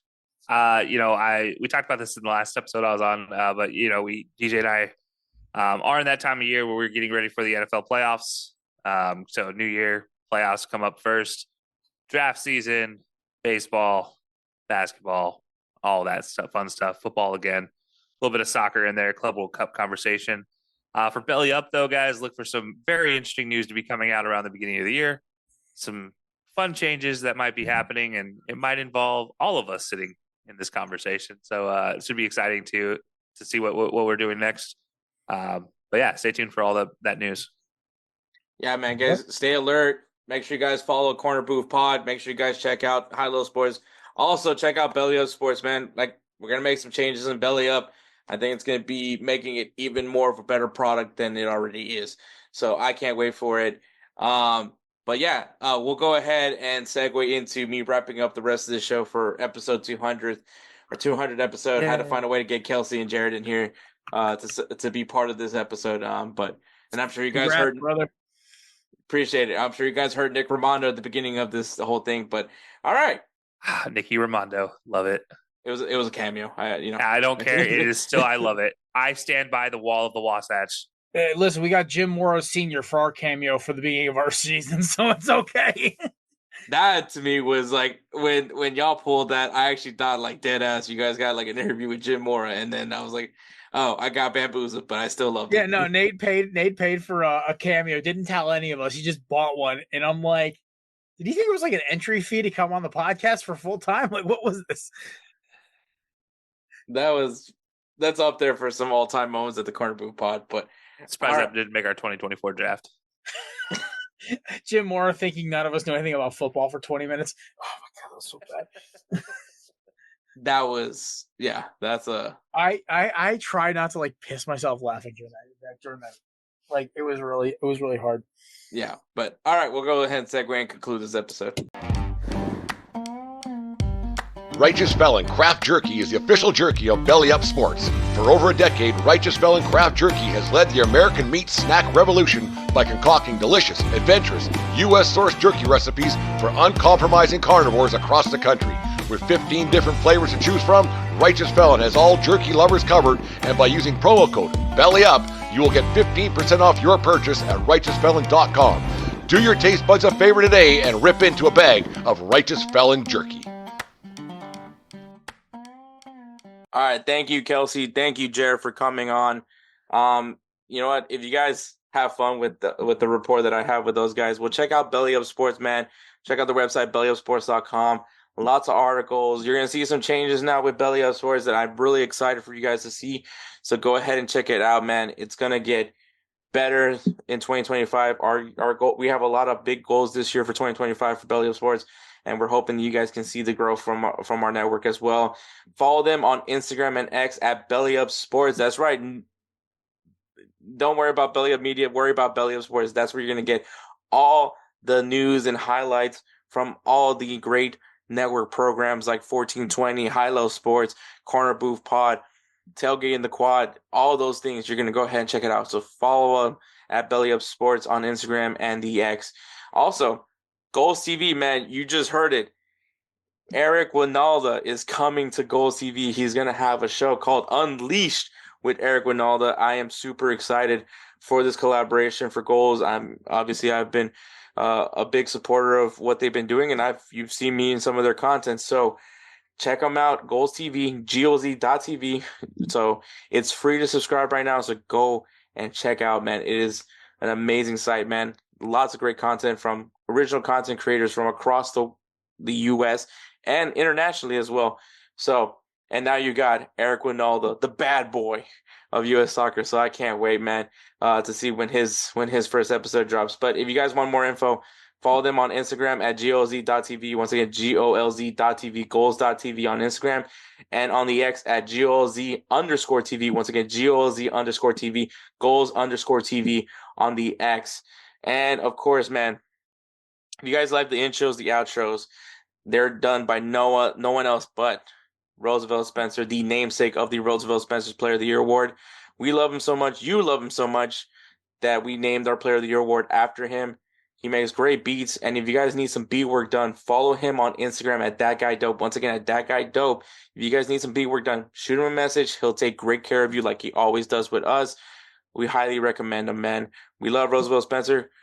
We hope that 2025 is going to be a big year for him and his daughter and his family. So we love you, Spencer. I know you're listening to this right now, so we love you very much, man. Hope you have a great 2025, and I hope everyone has a great 2025, man. We're hoping big things are happening here at Insert Name FC, just as much as we hope big things are happening for you. So Thank you so much for listening to our 200th episode. Catch us next week. Take care, guys.